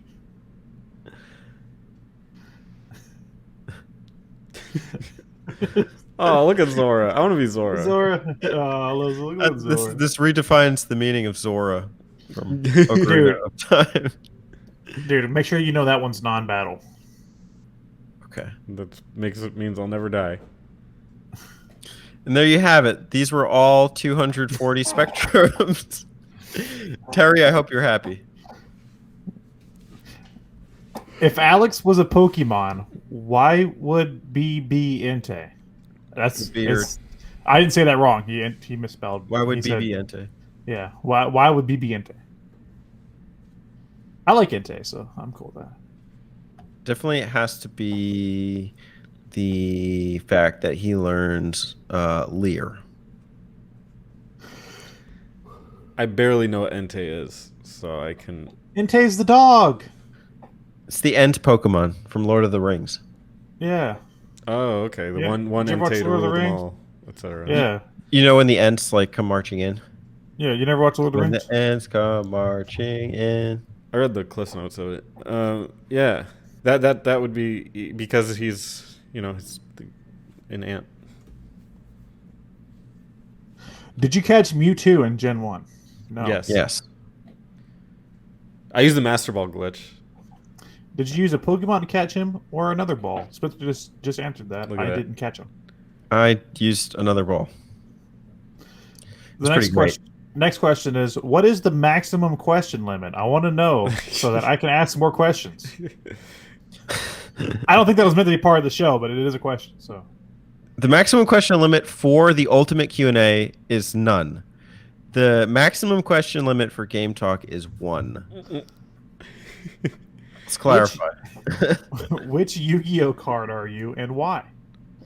I'm a three-dimensional object. I'm the Dark Magician. Blue eyes, white YouTuber. Is Alex secretly Sonic wearing an Alex costume? Yes.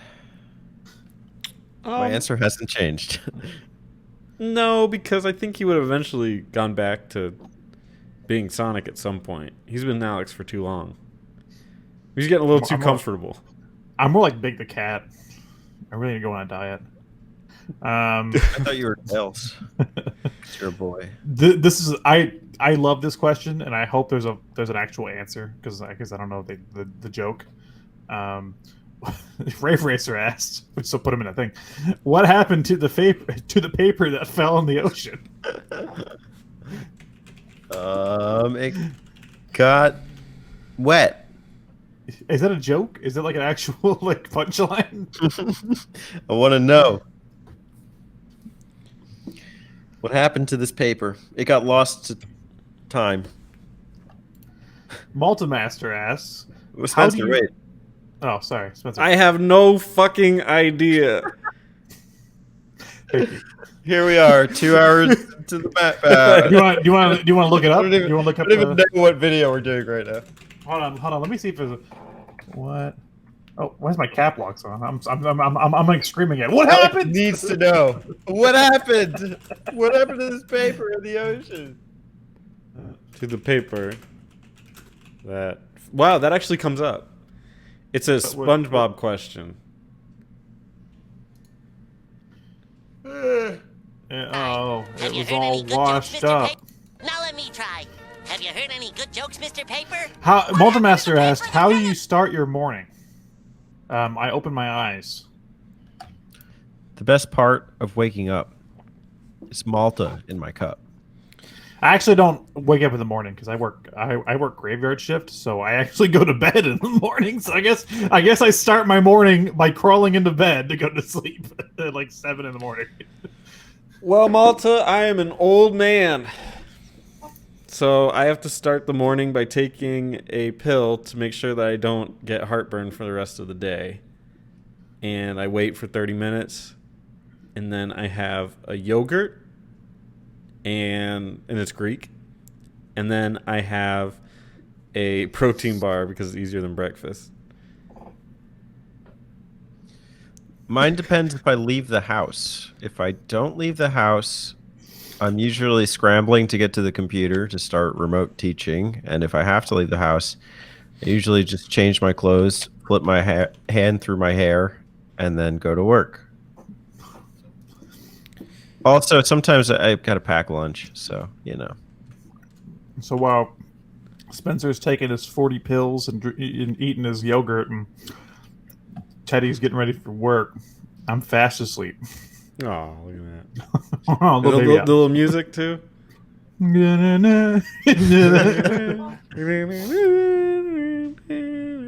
And Oh. the last question here from your sworn Bubba: How do you finish your morning? I guess my answer would be: I mean, I wake up in like the afternoon, so I guess I'm waking up. I feel like when I eat my chicken, I'm officially transitioning from morning to afternoon. What kind of chicken? It's always a baked chicken. Is that what you eat every day? Mhm. Wow. What time is the official conclusion of morning? I don't know, like 12. No, 11, yeah, well, I guess like 11:59. Yeah. Okay. Even though I count it whenever like restaurants stop serving breakfast, so maybe like 10 o'clock. Could be that. Yeah, because like every restaurant you go after like 10 o'clock, it's like, okay, we're serving lunch now, and it's like, well, pancakes, man. I usually finish my morning with lunch, so. So I there guess, you I have guess it. I do as well, yeah. Oh, did we make it? Is that it? I thought we'd never see the day. Oh Lord, that was long as hell. Let's do it again, from the top down. Okay. Okay, Terry is coming in with a question. What is your favorite map out location? All right, I'd you have to guys say this one. are you guys ready to determine who is the Q&A question master? Wait, Spin the wheel. do you have it already? No? Can you do it? And then I want to guess who got it. Yeah, in fact, I will put the Excel spreadsheet on the thing so you can see that I'm not cheating. Okay. And I didn't put my no. Never mind, we're good. All right, you ready? Yeah. You said you that wanted to wheel. guess who it is? Oh, Yeah. Alex Jones. SNES mapper.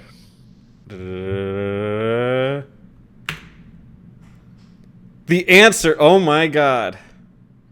The answer got? is the winner. The new question master is Alex from Turbo Zone. Wow. No, you didn't. Oh my god! Thank you guys. No, do it again. Take me out of it. I don't count. You don't count? Okay. I'll take you out. I'm part of the show. Yeah, that would make them pretty angry, huh? Yeah, don't do that. You totally won, though. Thank you.